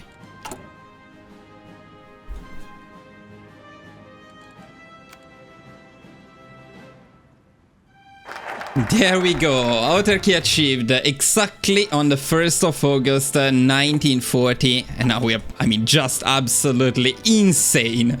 Insane amount of factories, no issues with manpower, perfect stability, war support, political power. Germany is insane, whether you play it with DLCs or without DLCs. It's a fantastic country. So guys, a fantastic run and a great way to learn the game. Germany is very powerful. You can play it very well without DLCs, as you just saw. Maybe the only part that would be a little bit more challenging is the next one. Going after the Soviet Union, after the United States too, because you would need to take victory points in here, but since we have Mexico and Canada, you can actually easily do it from here and from up here. So the US is not much of a problem. But taking down the Soviet Union without collaboration governments could be a little bit painful, for sure. If enough people request a step-by-step Barbarossa guide, I will continue this run to include it as well in future. I mean, we have the perfect setup for it, but make sure to write it in the comments, boys, because if I don't get enough requests, since I already made Barbarossa videos in the past, I will not do it in this particular one. Also, very important, if you enjoyed this format, the step-by-step guide format, unedited video, very long video, but covering everything in detail, please let me know in the comments and let me know if there is any other major country that you would like me to cover in this format. This is probably not the most suitable format for minor countries or challenging runs, but I can cover Germany, I can cover Italy, I can cover the Soviet Union, so we have plenty of material for future step-by-step guides. It's a lot of work for me in the recording phase, but it's a lot less work in the editing phase, so I don't mind making these guides if you guys are interested. Other than that, of course, if you enjoyed the video, if you found it useful, liking, subscribing and leaving a comment really helps the channel grow faster, so I would greatly appreciate it. That's it, guys. Thank you all for watching, and I will see you very soon in the next video. Bye bye!